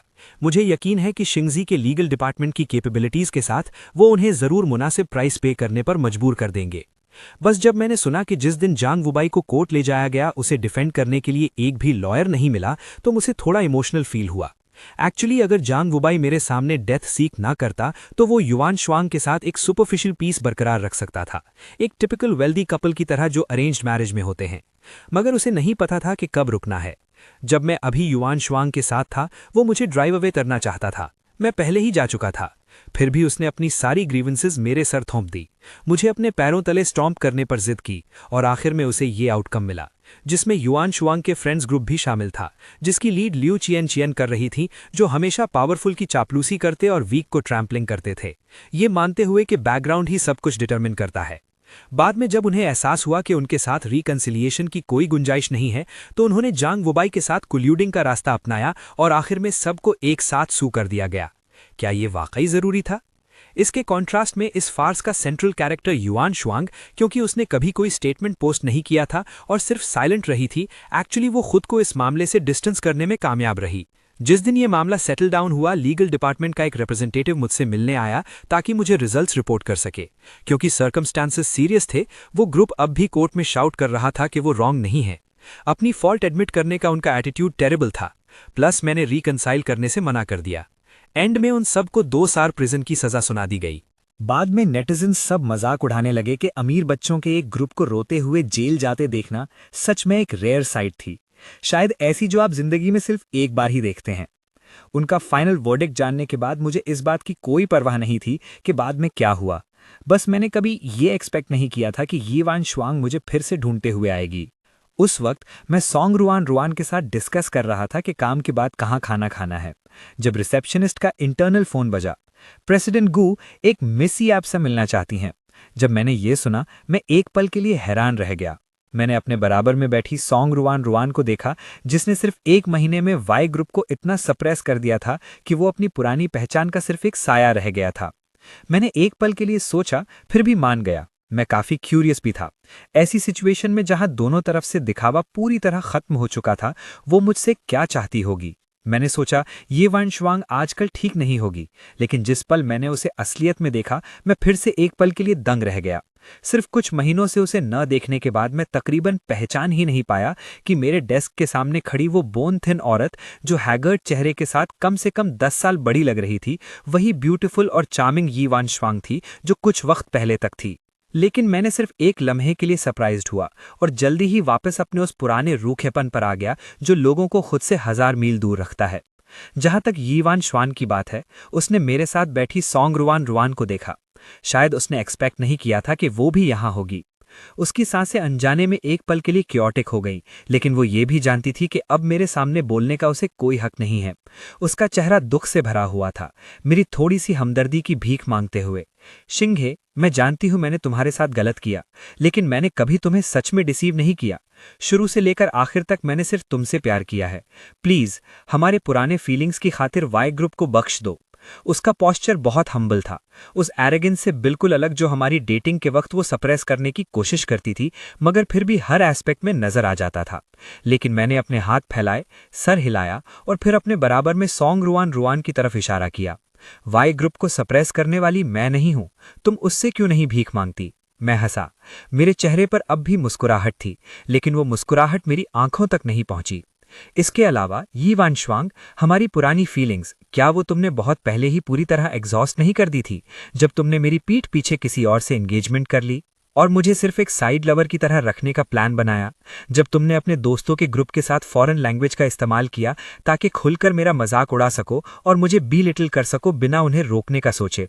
जब जियांग वू बाय और तुम्हारे दोस्तों ने मेरे बारे में झूठी कहानियां बनाई, तुमने इतने सुकून से बिहेव किया जैसे कुछ हुआ ही ना हो, और अब तुम मेरे पास भागी चली आई हो पुरानी फीलिंग्स की बात करने। तो उस वक्त तुम्हें क्यों याद नहीं आया कि हमारे बीच फीलिंग्स थीं? जैसे ही ये बात कही गई, युआन शुआंग का चेहरा फौरन पीले पड़ गया। इस लम्हे उसे अपने गले में एक कड़वाहट महसूस हुई, जिससे कुछ निगलना भी मुश्किल हो गया। शिंघे, मैं जानती हूं मैं गलत थी, आई एम सॉरी, लेकिन अगर ये ऐसे ही चलता रहा तो वाई ग्रुप सच में मजीद बर्दाश्त नहीं कर पाएगा। मैंने अब भी नॉन चैलेंटली कंधे उचकाए। अगर वाई ग्रुप बर्दाश्त नहीं कर सकता तो उससे मेरा क्या लेना देना? युआन शुआंग, उन सब ने अपने किए की कीमत चुकाई है। तुम्हें ऐसा क्यों लगता है कि तुम्हारी एक मामूली सी अपॉलॉजी तुम्हें इस सब से साफ बचा लेगी? लेकिन मैंने तुम्हारे साथ वो सब कभी नहीं किया। उसका चेहरा एंग्जाइटी से भरा हुआ था। वो खुद को जस्टिफाई करने की कोशिश कर रही थी, लेकिन उसने देखा कि जैसे ही मैंने अपनी बात खत्म की, मैंने वो झूठी मुस्कुराहट बरकरार रखने की तकलीफ भी नहीं की। तुमने नहीं किया, तुम बस खड़ी रही और खामोशी से देखती रही। युआन शुआंग, तुम जैसा बायस्टैंडर्ड सबसे डिटेस्टेबल होता है। मेरे सामने खड़ी औरत को देखते हुए मेरी आंखों की डिस्गस्ट साफ नजर आ रही थी। युआन शुआंग, सिर्फ इसलिए कि तुम खामोश तमाशाई बनी रही, तुम्हारे दोस्तों ने मुझसे इतनी मैलिशियसली बात की। सिर्फ इसलिए कि तुम्हारी टैसिट अप्रूवल थी, तुमने जियांग वू बाय को बार बार मुझे चोट पहुंचाने का मौका दिया। अब तुम कह रही हो कि तुमने कुछ नहीं किया। ठीक है, तुम कहती हो तुमने नहीं किया, मैं भी कहूंगा कि मैं वाई ग्रुप को सप्रेस नहीं कर रहा। वाई ग्रुप का मामला, मैं मदद नहीं कर सकता। बात खत्म करके मैंने अपनी आवाज ऊंची की, हमारी गेस्ट को बाहर छोड़ाओ।